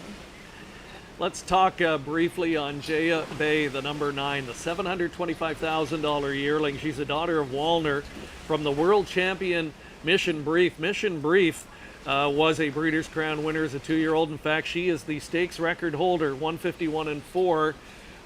To this day, Yannick Gingras calls her one of, if not the most talented horse that he has ever driven. So this was a regal mating, a big price tag. So far, $13,000 of that investment recouped, but making amazing strides in only 3 starts. 1 2 overnights right into a Crowny limb. And I thought a really good third last time. I thought so too, and we've talked to Marcus a couple of times, and she's been a filly that's been very hot, so they've had to make some equipment adjustments. They've qualified her a handful of times and really got her, manageable and easy for them to guide off of the gate. And she's rounding into what could be, a good end of the season. There's a lot of money to be made, like we mentioned earlier. You got the Breeders' Crown, you have the year-end finals as well, so it'll be interesting for sure. The starting gate rolling. Here's Ken Warkentin with the call of the Breeders' Crown final for 2-year-old filly trotters. $1,000. 3-2 on the 3, a little bit Alexis. 8-5 on the 5, raised by Lindy. Here they come.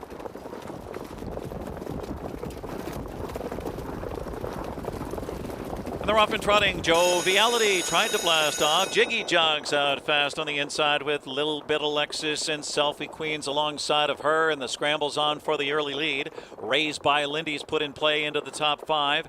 Valentina Blue 6th on the inside. 3 wide 7th is a Brickhouse Babe on the outside, going up and around Delilah Hanover. Then comes on the inside Jaya Bay. Off stride went Ebby's Lady. Ebby's Lady broke and is back trotting. Jiggy Jog took the lead, and on a break goes Selfie Queen. Jiggy Jog by 3 now, tightening in. Little Bit Alexis in second and going for the lead now. Surging. Raised by Lindy, tightens in from 3rd. Joviality 4th on the inside. Parked out is Brickhouse Babe. She is stalled and pins in Valentina Blue on the cones. Then it's Delilah Hanover, followed by Ebby's Lady, who broke, and Selfie Queen was a breaker. And far back is Jaya Bay, who also broke. 56-1 for the half. Onto the far turn. It's Little Bit Alexis at 8-5 the target. Jiggy Jog, the quick start, secures that pocket ride. Here comes Gingras and Raised by Lindy in attack mode now, 3rd and gaining. Tracked by Joviality. She's well positioned to strike. 2nd over in 4th. Valentina Blue on the inside. 5th, Brickhouse Babe gets in gear now, 5th on the outside. As they pass 3/4, it's Little Bit Alexis. Raised by Lindy on the outside there, stride for stride. Jiggy Jog needs racing room, and Joviality looms large, flips 3 wide, 126-1 for 3/4. Raised by Lindy, surges to command, but on the outside, Joviality has dead aim. Joviality coming on, Raised by Lindy, full out. Joviality, a big effort on the outside from post 10. Raised by Lindy, Joviality is relentless on the outside. Joviality on the outside, on the inside. Raised by Lindy and Joviality, they hit the line together. Too close to call. Then Jiggy Jog and Brickhouse Babe in 154-4. Photo for win. Boy, that was tight. Best finish of the night so far. And a clash of the Titans in the home stretch is Joviality, a filly who again got the worst of it in the post draw, but prior to that had a big win streak and showed why she has been such a top filly. She was all fight tonight, parked a long way in the off-going. And how about Raised by Lindy? It looked like the 10 was going to go by at many points in the stretch, and I'm not sure if she did or not. It was hard to tell. It was very hard to tell. They come right down to the wire together. It's going to be a long photo there. You see Marcus Melander kind of waiting it out. We've got Domenico behind us, wondering too. Marcus doesn't look too confident there. So we'll definitely see it. And talk about an effort from post 10 too as well. There was quite a bit of action going into the first turn. You had a couple horses off stride. You had one of the Aki Svanstedt horses, Jiggy Jog, get quite a bit of lead, and then a little bit of Alexis took over, and Raised by Lindy got away third, and looked like a bit of a handful there going up the backside, and then Yannick was able to move her. So we await this photo, and Marcus Melander awaits very patiently. I was going to say an instant classic in the Breeders' Crown. Great finish. 2 fillies, neither one of them wanted to give an inch, and it's one of those races, as the old saying goes, that just doesn't deserve a loser. Absolutely. Both fillies full marks here as we await high drama in the Paddock location, and that's why we love it, and that's what makes the Breeders' Crown so special. We're getting a look at the connections inside. They're still awaiting. This is very close, and you'd know the angle better here than I would, Jess, and even so, we couldn't call it. Absolutely, it was we were both sitting here kind of leaning towards the wire, but look at him just splash through that far turn. Raised by Lindy took the lead, and it took a minute for Brian to get his filly going, and he popped the earplugs there, and she really comes really hard there at the end, and gosh, it's so close to call. The photo is still up. And it looked there a bit that Raised by Lindy was going to get there, and Joviality just hit a gear right there and kind of hung a little bit. So we'll see. Could we have another dead heat? Be the second one. We had a dead heat last year in the Crown, and when it takes this long, it's close. Absolutely. We're going to look at Domenico and Marcus right there. I don't see either one of the drivers returning. Usually they have a better angle or guess, I guess you could say, to see if they got it or not. And here we go. Photo sign is down. And 10. Wow. Oh, look at them go. Oh. And there are screams of delight coming from the Paddock location. There he goes. And Marcus, without an umbrella, making his way over to the winner's enclosure. And there it is, Brian Sears, just kind of quietly in the last couple of years, stays right at the top of the game. He has been one of the premier drivers in the sport for so many years, and year after year adding to his impressive Breeders' Crown resume. Absolutely, and talk about the team as well. You have Marcus Melander, a young, trainer who's definitely made a name for himself, and he's, so great with the trotters. You had Thomas kind of touch on that a bit there, but they've teamed up with some awesome trotters as well. Jim Panzee, Green Shoe. The list goes on. He always, they always show up on the big nights as well. And I know that this horse was dominant on that New York circuit and took on some Grand Circuit races when they went to Hoosier Park and in Lexington, and it was a really good second place finish in that elimination, like you mentioned. But a good second place finish doesn't guarantee you a post position, and got slammed with post 10. Overcame quite a bit of traffic there going into the first turn, and really fought hard right to the end of the race there. And as the old saying goes, it all comes down to the Breeders' Crown. And in the case of Joviality, it very well could. This victory tonight adds a cool $300,000, close to $700,000 on the season, and puts her right into the conversation for 2-year-old filly trotter of the year. Absolutely, and then you look on, you have those end of the year races on TVG night. You have the Matron down at Dover. It'll be interesting to see if Marcus states if there's anywhere else for her to go this year, if she's going to. But then you have to think about next year as well. Shutting a fresh horse down at the end of the season is always a plus to start them up next year, and you aim for the big races. You have the Hambletonian Oaks. She's really impressive. You aim for the Hambo, so definitely good to see there. And there's a look at Joviality. Well-earned victory here tonight in the Breeders' Crown. Let's take a commercial break and be back in a moment. We'll hear from the winning connections. Established in 1982, Rood and Riddle Equine Hospital is a worldwide leader in equine healthcare, providing a full menu of specialties of services and treatment for all breeds and disciplines of horses, from the family companion to the high-performance athlete. Learn more today about Rood and Riddle Equine Hospital. Visit roodandriddle.com or call 888-773-4838.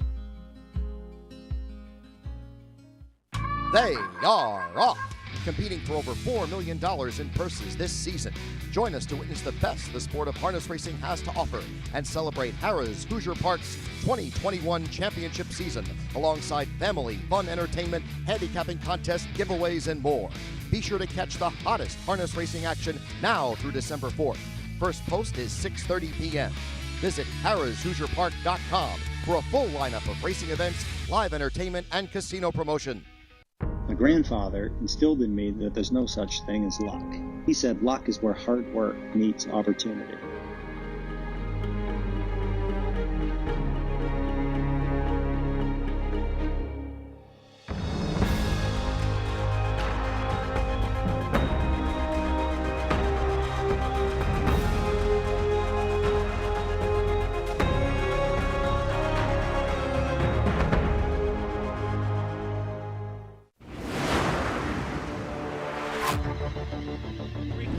Shambhala picks up the live cover. He's second over now in prime striking position. Split the house on the inside, fourth. Delta Winner is fifth on the outside. Makatso needs racing room from sixth. To the outside, all bets off is seventh. 3/4 for Wiggle It Jiggle It, 1:22 and 1:27 flat. And it's a sprint to the wire in the Breeders' Crown open pace. Wiggle It Jiggle It squaring off with Always Be Mickey on the outside. Shambhala needs to do more. Split the house on the inside. Wiggle It Jiggle It. Always Be Mickey on the outside. One final surge. And Wiggle It Jiggle It. Always Be Mickey won't give up. Always Be Mickey! He's a Breeders' Crown repeater. And he delivers the knockout blow on Wiggle It Jiggle It in 1:49. Another from the vault, the great Always Be Mickey. And we've seen his offspring coronated tonight as Breeders' Crown champions. There are the official results. Joviality, what a difference a week makes. Second in the elimination. Last week, just a little bit over even money. Tonight, let go at $18 on the nose, $18.40 to be exact, and a lot of that to do with a post-10 start here as she knocks off Raised by Lindy in a long, dramatic photo finish. Jiggy Jog and Brickhouse Babe round out the top four, and some very nice exotic returns there. Congratulations again to the connections, including trainer Marcus Melander, who we heard from just before the race. And it's been a big week of celebration for him. Absolutely. I think just a week ago they brought in a little baby girl into the world, so that's pretty exciting. You bring a new family member into the world and get to share this with your family. So big congrats to them and the connections. Like you said, what a difference a week makes, and a solid second place finish there, and fought tooth and nail right to the end of the wire to pick up that win. Congratulations on both counts to him. All right, we've got to turn our attention next to our final Breeders' Crown Championship of the night, and we'll see the 2-year-old colt and gelding pacers. And for me, pound for pound, I thought it was the most wide open affair of the four that we're going to showcase tonight for the rookies. This is a deep, talented group, but very competitive. Not much to choose. Absolutely. I was putting together a pick 4 ticket, and I really wanted to hit the all button. You know, a lot of those horses last week raced really well, and there were some really thrilling finishes in there. Pebble Beach, Gulf Shores, and Early Action all hit the line together. I chatted with Todd McCarthy earlier in the night, and you know, he was really confident in his colt. Colt loves a target, and but he can do it either way, but he really loves a target, and I think that tonight is a night you might want to be close to the action so you're not too far off of it, but be able to, you know, pick up a little bit of cover as well. Brian Brown has 3 trainees in that race: Gentle Giant, Gulf Shores, and 6 Feet Apart, and all 3 of them put up solid performances in their elimination. I thought 6 Feet Apart really raced well. He upset it a little bit there against Beach Glass, and Gulf Shores was in that photo there at the wire with Pebble Beach and Early Action as well. But each one of his horses came top. in top condition. And how can you forget about Monty Mickey? I liked Ken's call in that one. He avoided a lot of traffic in there. Yeah. I made that horse last week the best bet of the night. He paid $11.80. And what I really liked what I saw from him is he really fended off a hard closing Hammering Hank. Hammering Hank was coming into this undefeated.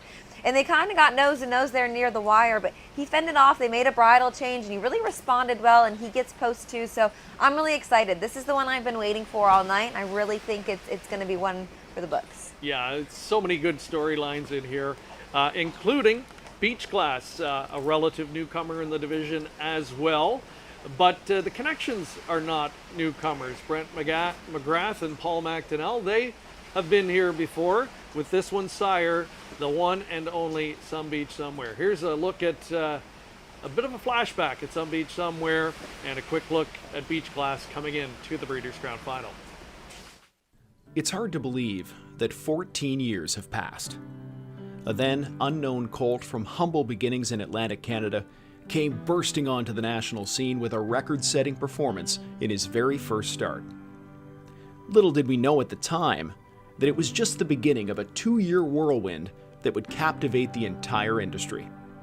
No one could stop this runaway freight train. He was invincible. Or so we thought. On the outside, Some Beach Somewhere, full out, Artificial, a desperate lunge on the outside, Artificial, Some Beach Somewhere, at the line, Artificial, 147, world record upset in the pace.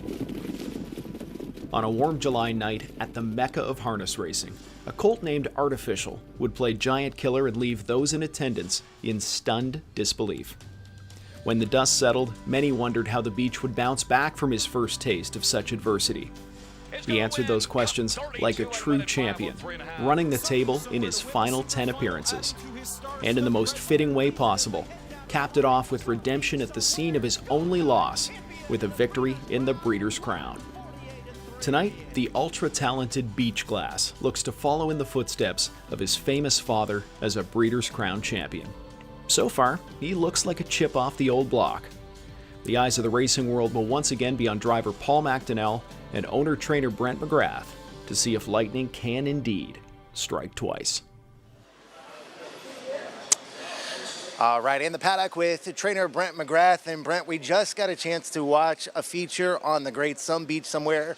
You return home to what is arguably one of the greatest races of harness racing history, Artificial versus Some Beach Somewhere. Meadowlands has to bring back some memories for you. Yeah, it sure does. That one wasn't all that great, but it brings back a memory for sure.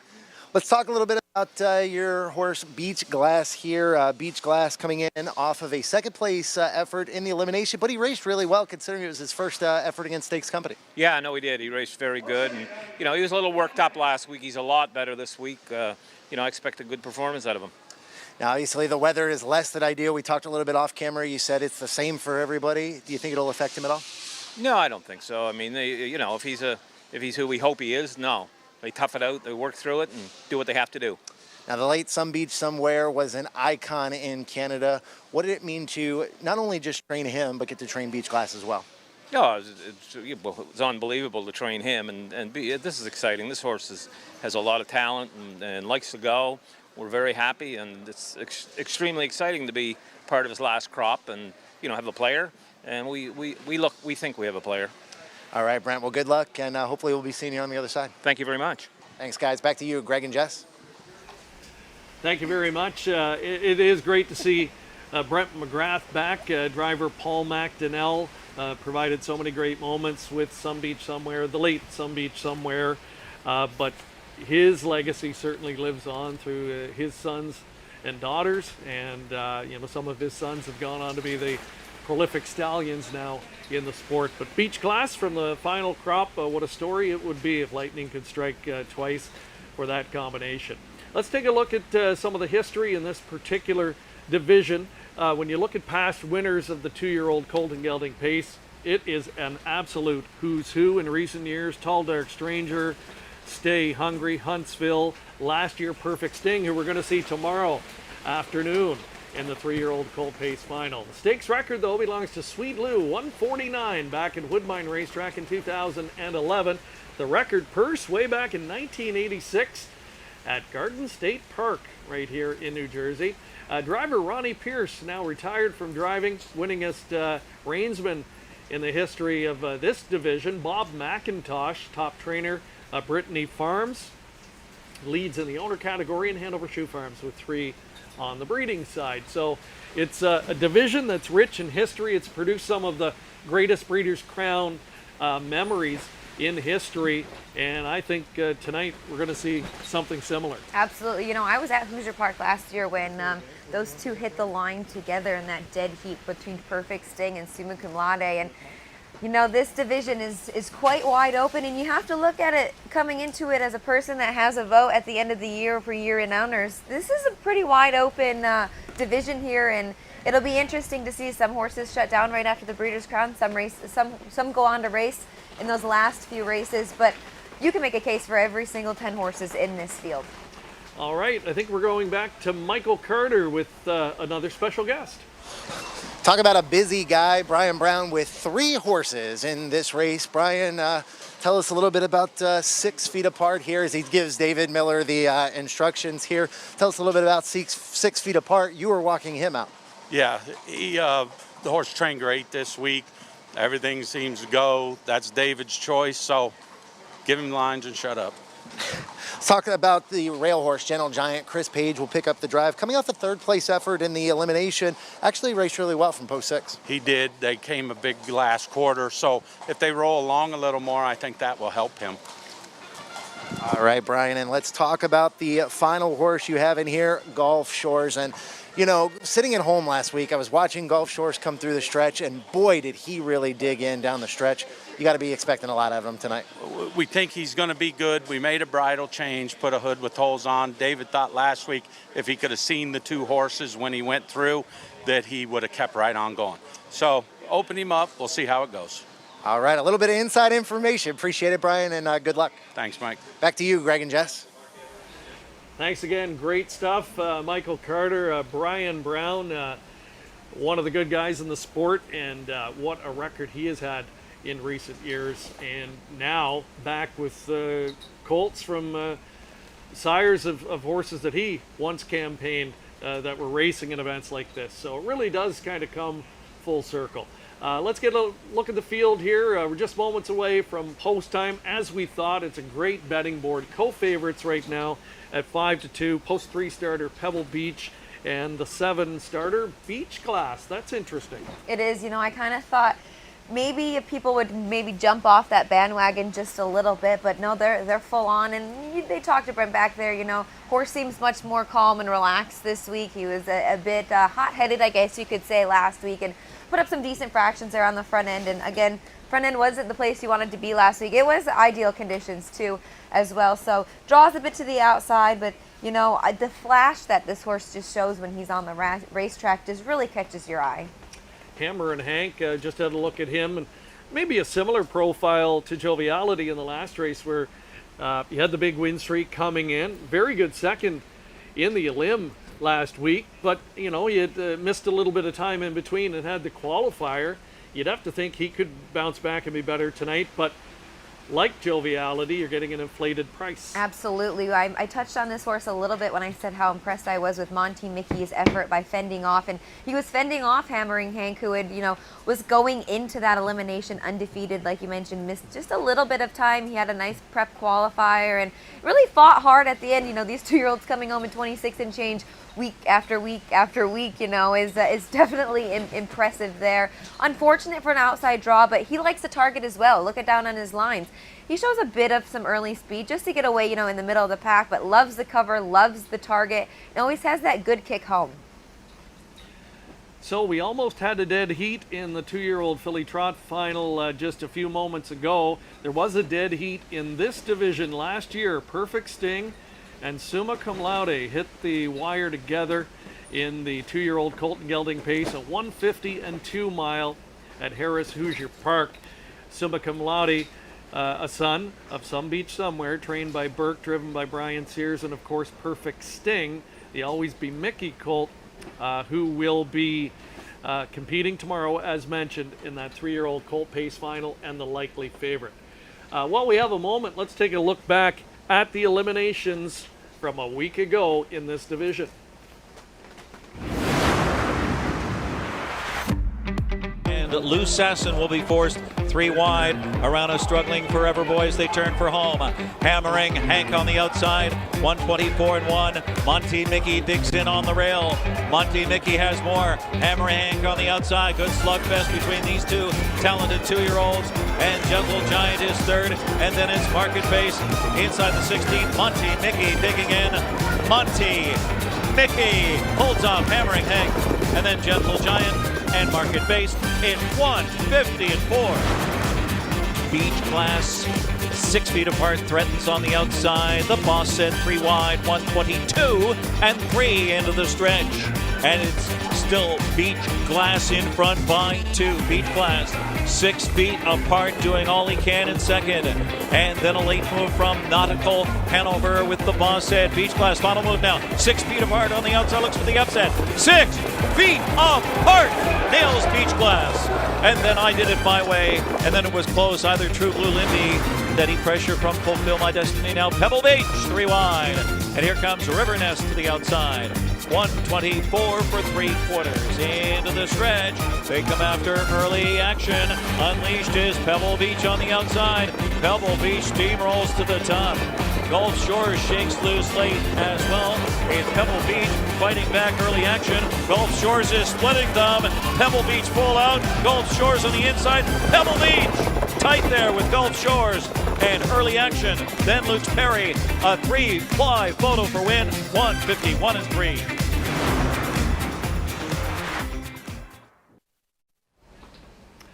And here we are back live. And, there was one of the elimination winners from a week ago, Monty Mickey. Like Nikki Hill earlier, also an offspring of Always Be Mickey. The size and stature of this colt, I think, will serve him well tonight. I think he'll get through these very testy elements perhaps better than others. That's just anecdotal until we watch them perform. But Nikki Hill did, and I expect something similar from this guy. Yeah, I have to agree with you there. Scott Zeron, was full confident in this horse last week. He had talked to Mark Evers. They had made a bridle change. I was a little iffy after that start down in Lexington. He was first over and clear to the front and kind of just flattened out there a bit.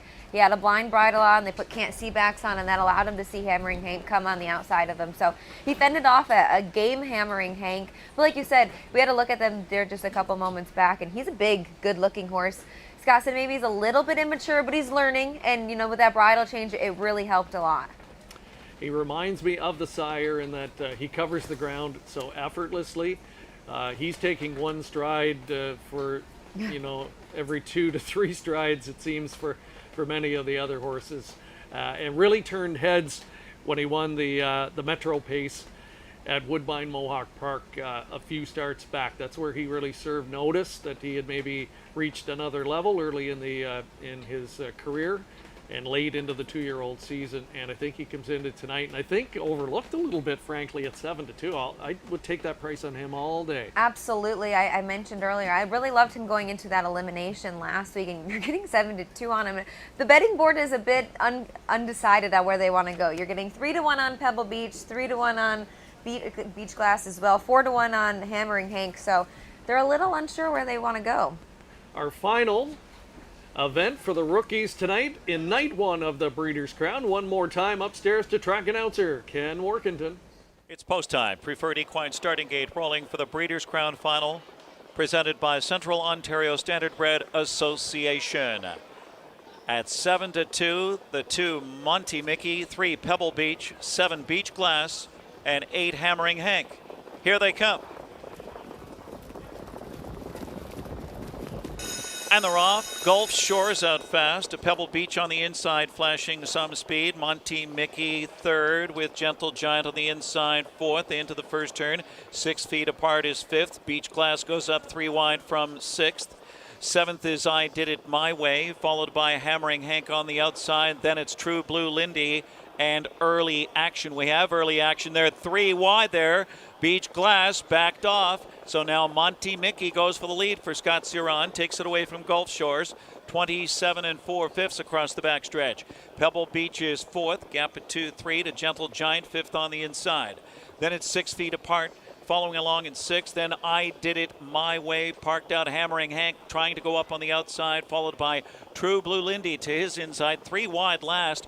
Early action. They're close to the half. Monty Mickey, the Metro winner, in front by a length and a quarter. 2-hole ride for Gulf Shores. Beach Glass anxious to go to the outside first over. Pebble Beach looking to flush him out and does. Gentle Giant is 5th. 56-4 was the rated half. Just 29 seconds there as they race on to the far turn and come after Monty Mickey. It's Monty Mickey. Beach Glass up to look him in the eye on the outside. Live cover for Pebble Beach. He's stride for stride with locked in Gulf Shores right now as they get set to pass 3/4. 6 feet apart is third over. He'll look to fan out for the Buckeye. And also fanning out is Hammering Hank, looking to rally. 126-1 for 3/4. They're in the stretch drive. Scrambles on here. Monty Mickey digs in. Gulf Shores had a perfect trip, is squeezing on through.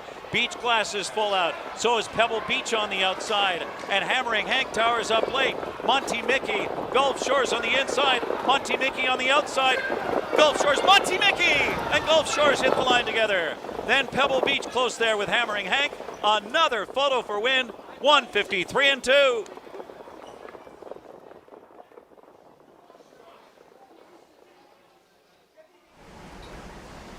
Look at the And reaction wow, from them. That was a close one again. 153-2.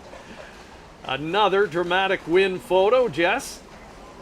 I can't call it. I think Monty Mickey maybe surged back to get there.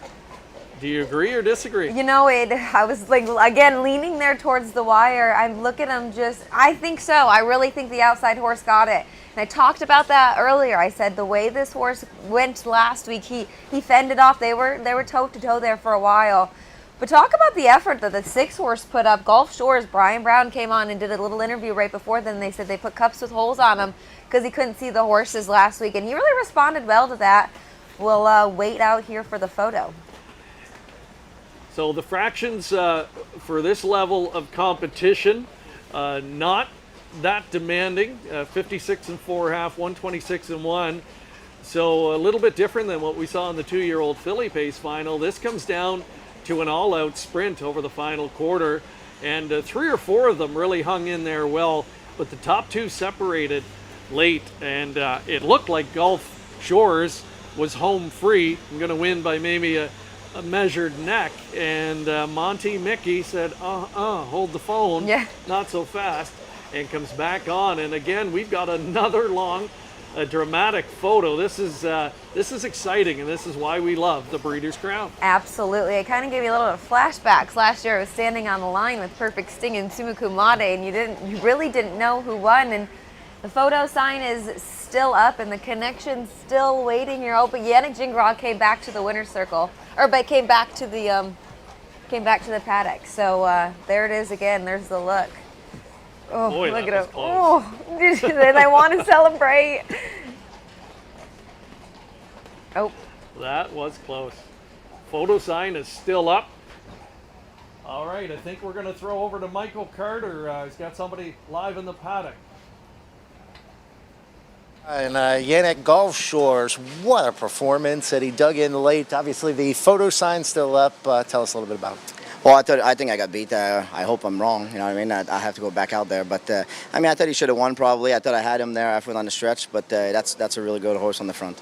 And Yannick, you picked up the drive this week. And we all saw how Gulf Shores dug in last week in his elimination. Obviously, coming out of Ohio, with Pebble Beach and a couple of the other big horses, kind of was second-guessed by the bettors. He showed he was no one-hit wonder tonight. No. Okay. Hey, stand by, guys. I think we might have a dead heat here, maybe? We'll see. He definitely showed last week. I thought he belonged with those horses, and, we'll see. We'll see what the result is. Let's see what the results are. See you later, Yannick. Guys, back to you. The paddock judge said 6-3, so we'll see what happens here in the final Breeders' Crown race of the night. All right. It doesn't get any better than that. That's live TV at its finest, and we still await the photo. And interesting, Jess. Yannick, he thought his first instinct is that he didn't quite hold on, but maybe now he's wondering. Yeah, you know, he didn't. He looked like like you said, he got beat there, but the photo sign is still up. And although we think we have a little bit of a guess on what it was, these are long photos. You could result in a dead heat. Yes, photo sign remains up. So again, this has to be very close because by now they've had numerous looks at it, and it really is difficult to tell. You know, with the camera, I don't think it's exactly on the finish line. So this could be close, and what a story that would be. Imagine if we have a second consecutive year with a dead heat. Now they have the 2 and the 6 up on the board. Nope. And it looks like Monty Mickey has been posted as the winner. It is a 2-6 finish order here. So yeah, they want to be absolutely sure and make sure that they've got the right horse. So there he is. Tisha Symes has been looking after the horse this week, and they'll be excited. And a big win for Scotty Zeron. Scotty gets a Breeders' Crown win under his belt, and that'll really have him in a good frame of mind coming into tomorrow afternoon. Absolutely. You know, I listened to some of those interviews up at after the Metro, and he is becoming one of those big money sorts of drivers. He always seems to have the horses in the right place at the right time, and I know he was confident with this colt last week and coming into the race tonight. What a tremendous job by Mark Evers and Tisha Symes bringing this horse along. You know, that bridle change, I'm going to go back to it, makes a big difference in young horses like these because they get a bit green. He only has 6 starts on the season, and he was racing in against overnight horses at Scioto Downs, and really only tried the stakes company up until he went up in the Metro, and he had post 11, and he overcame a lot of traffic then. And I was just so impressed with what I saw last week. I really thought that this would have been the bet of the night. They let him go off at 7-2. And there he is. A cool, calm, and collected individual. Big guy. As well. And that goes a long way as well. Manners like that at that age. And you combine that with the size, the stature, the talent. It all comes together. You've got a really, really nice colt on your hands. So he has kind of taken over late in the season. He won the Metro, followed up with the Breeders' Crown elimination win, and tonight pulls victory from the jaws of defeat because he was headed late in the stretch and comes back here to win. There's Matt Bax, I believe, making the presentation as well. He was here with a starter earlier tonight. Max, or Matt, I should say, is part of the COSA team as well. And again, we want to thank COSA for making this presentation possible tonight. Monty Mickey. Big this is one that we're going to look for next year, I think. Bigger and better, I think, lie ahead. Absolutely. And, you know, it's a Breeders' Crown. This is a homebred for the Velocity Standardbreds. And I know a little bit about this mare. She raced in Indiana, and she was a gutsy mare. He actually looks quite a bit like his mom there. And always be Mickey, you know, what a great horse he was, what a great sire he's been. And it's so great to see the talent passed on to, you know, his offsprings as well. So he's 2 for 2 tonight. Yes. Nikki Hill winning earlier in the Philly Pace Final, and Monty Mickey here in the Colt Pace Final. For driver Scott Zeron, his second win in the 2-year-old Colt and Gelding Pace division. He scored back in 2018 with Captain Crunch, a colt that would go on to bigger and better things the following season as well. Monty Mickey, $9.40, a generous win ticket return, a $76 exactor. That could have gone the other way quite easily. The try pays $68.55. That's a 50-cent combination. Nice pick 4 result as well. 50-cent return on the pick 4. A little over $300. Pebble Beach rounding out your top 3, and Hammer and Hank is 4th. 2, 6, 3, 8, your top 4 combination. So Monty Mickey with that victory. Now pushing his bankroll to almost $700,000. He's 6 for 7 on the season. And Mark Evers, a guy that's had some very nice Grand Circuit type horses over the years, may have his best one yet in Monty Mickey. Absolutely. So so interesting to watch all different types of horses come into this race. You have horses that have been racing all season long, horses, you know, racing in the beginning of the season, took a little bit of time off in the summer and come back for the end of the year. But this guy was brought along patiently. They taught him how to race back in Ohio and against those overnight races, and then tried the Grand Circuit races. And he's definitely going to be one that we look for next year in the North America Cup and the Meadowlands Pace for sure. So the rain has subsided just a little bit again here. We'll let you know that we're going to be back with live coverage again tomorrow. We'll have all 8 championship finals. Note that it's an afternoon start time tomorrow for the 3-year-olds and then the aged performers as well. We're going to throw over to Gabe Pruitt now to hear from the winning connections. Take us through this race. It seemed you didn't want to get away third in there. You removed on Yannick once he made the top. You saw Paul Mack down the move, of course, with the Beach Glacier in the opening turn. Yeah, I didn't want to get in a bad spot, but I had open options leaving the gate. I didn't know where I'd get away. I easily could have got away 5th or 6th, so I was ready for anything. When I got away that close, I eventually wanted to make my way to the front, and I protected my spot in that first turn. Pace a little hot in the first turn, but you were able to rate him a bit in the middle half. Yeah, he kind of rates himself a little bit because he's eager for competition, so he did all that himself. We found a little competition through the stretch because it looked like Gulf Shores actually headed him for a moment. Take us through that. It might have looked like that on TV, but he really never got his nose past us. This horse fights like crazy, and I'm never worried when I'm up there. I'm only worried about keeping the pace honest kind of thing, but once he sees another horse, he's really game. All right, congratulations, Scott. And Mark talked to us about this colt. He just continues to step up and pass test after test. He started off against Overnight Company at Saudo. He went up north of the border, of course, won the Metro, and here we are in the Breeders' Crown Final. Wow.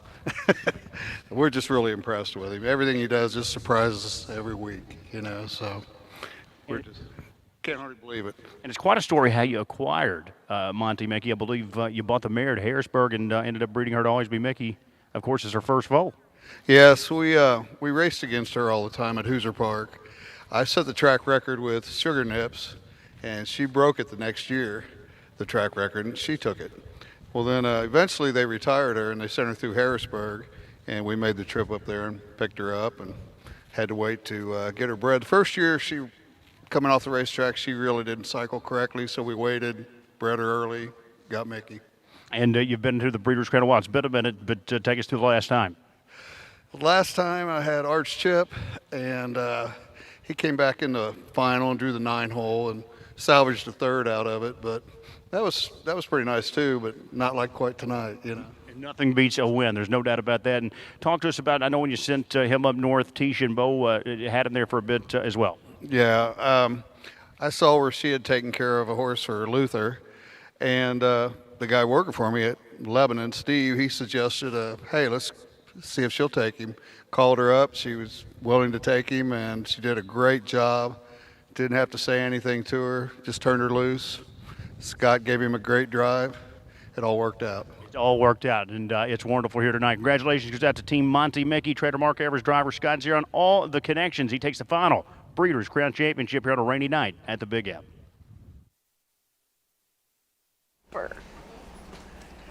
Congratulations, Mark Evers, pretty humble guy. You know a little bit, right? From yeah, a little bit, earlier seeing days? him around there in Ohio. Like you said, very humble guy, very good horseman, and you could tell there in the winner's circle he was happy and excited, but a little bit speechless, which I mean, you know, races like these leave you a little bit speechless, especially waiting out a photo like that. Absolutely. Boy, and the was it a raw lot of fun Gulf tonight Shores. to watch those very close photo finishes, watch the reaction, the raw emotion of the connections as they waited with anticipation to see their number hopefully come up. Let's update our leaderboard in our Pick Your Driver contest tonight. So 4 legs in the books, and Dexter Dunn had a good night at the office in night 1 of the Breeders' Crown. He leads with 75 points, tied with 60. Tim Tetrick, Yannick Gingras, the White Knight Brian Sears with 50 points, and Dave Miller and Andy McCarthy looking to get on the board as we head into tomorrow's action. So again, we'll start fresh tomorrow with 8 more races, but the points will carry over. A lot of time for that leaderboard to change, and if you've selected the correct driver, you will be entered into the draw for that Breeders' Crown swag package. So that's a good reason to tune in tomorrow. We'll be back with coverage again tomorrow beginning at 12:55. As mentioned, the sophomores in the finals for the 3-year-olds, colts, and fillies, trotters, and pacers, and the aged performers as well. It's going to be a bonanza for the first time ever, an afternoon event here at the Big M. We are hoping, beyond hope, that the weather will be a little bit better for us tomorrow. Let's take another quick commercial break, and we'll be back to hear from some more of the winning connections after this. I gotta hit the beat. I gotta hit the beat. Gotta hit the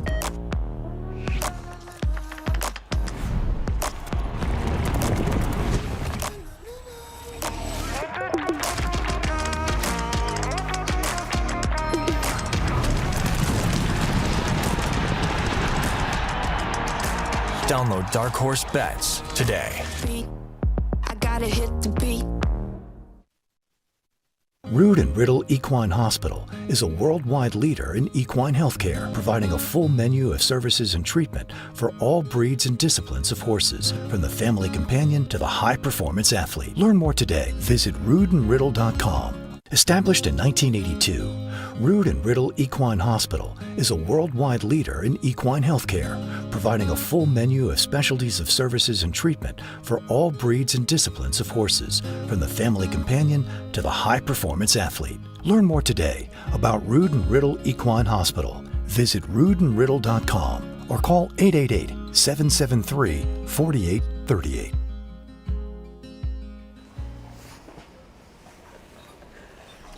All right, again, a big thank you to Rood and Riddle, a sponsor of these live broadcasts tonight and tomorrow afternoon as well. And for and the the nice Central cups. Ontario Standardbred Association.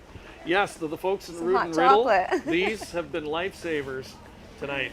And we will have them filled up and ready to go again tomorrow, where we'll be bringing you 8 championship finals in day 2 of the Breeders' Crown. Well, we're going to head back inside and catch up to Heather once again. Look, her hair looks fantastic compared to ours. It looks warm. Perfect. Yeah. How's it going, Heather? It's going so well. We've had a great time tonight in this Diamond Creek Winner's Circle Lounge. And I'm going to tell you the truth, like tonight there's been 4 races. The 7th race with the 2-year-old pacing fillies, my family had 2 horses in that race. And actually, Nikki Hill ended up winning and beating us. And I still think that that was my highlight of the night, because Nikki Hill is extraordinary. I mean, look at her. Whenever you see a filly go out there on the track and perform like that, you have to give so much respect, even if she beats you. I'm telling you, like, that is everything. This sport is something that is like 3 generations strong, and I am so proud of it, and I love watching these horses, and I've been so happy to be a part of tonight's broadcast, and I can't wait to look forward to tomorrow when the 3-year-olds go out there and the older horses go out there. So excited. All right, thank you, Heather. Great job. We look forward to maybe getting to join you there tomorrow night after we wrap things up, and we'll maybe warm up with a cocktail and just get to reminisce and have some fun over in that Winner's Lounge. And that's part of the fun of the Breeders' Crown is, going through it all, watching all of these races, and then kind of reflecting and reminiscing. So to do that now, we're going to bring in the other member of our team tonight. Great job covering all the action in the paddock, Michael Carter. And Michael, what was your big takeaway from night 1 of the Breeders' Crown? One word. Wind. No, for me, it was the Ohio connections, obviously coming out here to New Jersey and showing their stuff, and all the really, really close finishes, guys. I mean, just unbelievable, some of the raw emotion that we were able to get back here. So it's a lot of fun, and I'm ready to get things started once again tomorrow. All right, thank you, Mike. Get yourself warmed up and dried off. We are excited to do that, and we'll get ourselves prepared and ready to go tomorrow. A highlight for you tonight? I'm going to go with the horse, Monty Mickey. I think, he really showed what he was made of tonight. And I think I have to give a shout out again to Sea Silk. That was a big mile she put up. I know she didn't win, but she was second, post 10, parked the entire mile. There was a lot of action. It's a cold, windy night to be out the entire mile like that and still have pace coming home against Nikki Hill, who was just phenomenal. You have to give a lot of credit to her as well. Yeah, I agree with Heather's assessment. We saw something I think really special from Nikki Hill tonight. Went more than 2 full seconds faster than her colt counterparts, and I think that speaks volumes when you consider the weather conditions the way they were tonight. And this is the Breeders' Crown, and the breeding side of the game is front and center. And stallions, really get to make their mark in this series. And tonight, I would say, always be Mickey making his mark. Absolutely. And going back to like the breeding side as well, so many state sire stake programs in Ontario as well, they're really progressing. There's more money getting put into it. So the breeding side is getting better. The price of yearlings are getting more expensive. So I have to agree with you on that. I think Always Be Mickey kind of took the show tonight. All right. It has been a lot of fun. Mother Nature didn't do her part, but the horses, drivers, trainers, all the connections did their part tonight. What a show they put on for us in night 1 of the Breeders' Crown. The rookie performers taking center stage. And again, we're going to be back tomorrow. 8 championship finals, 3-year-olds on display, as well as the aged performers. It all gets underway here on COSA-TV's coverage at 12:55. We hope you've enjoyed it tonight. We look forward to seeing you back here tomorrow afternoon. So long from the Meadowlands Racetrack.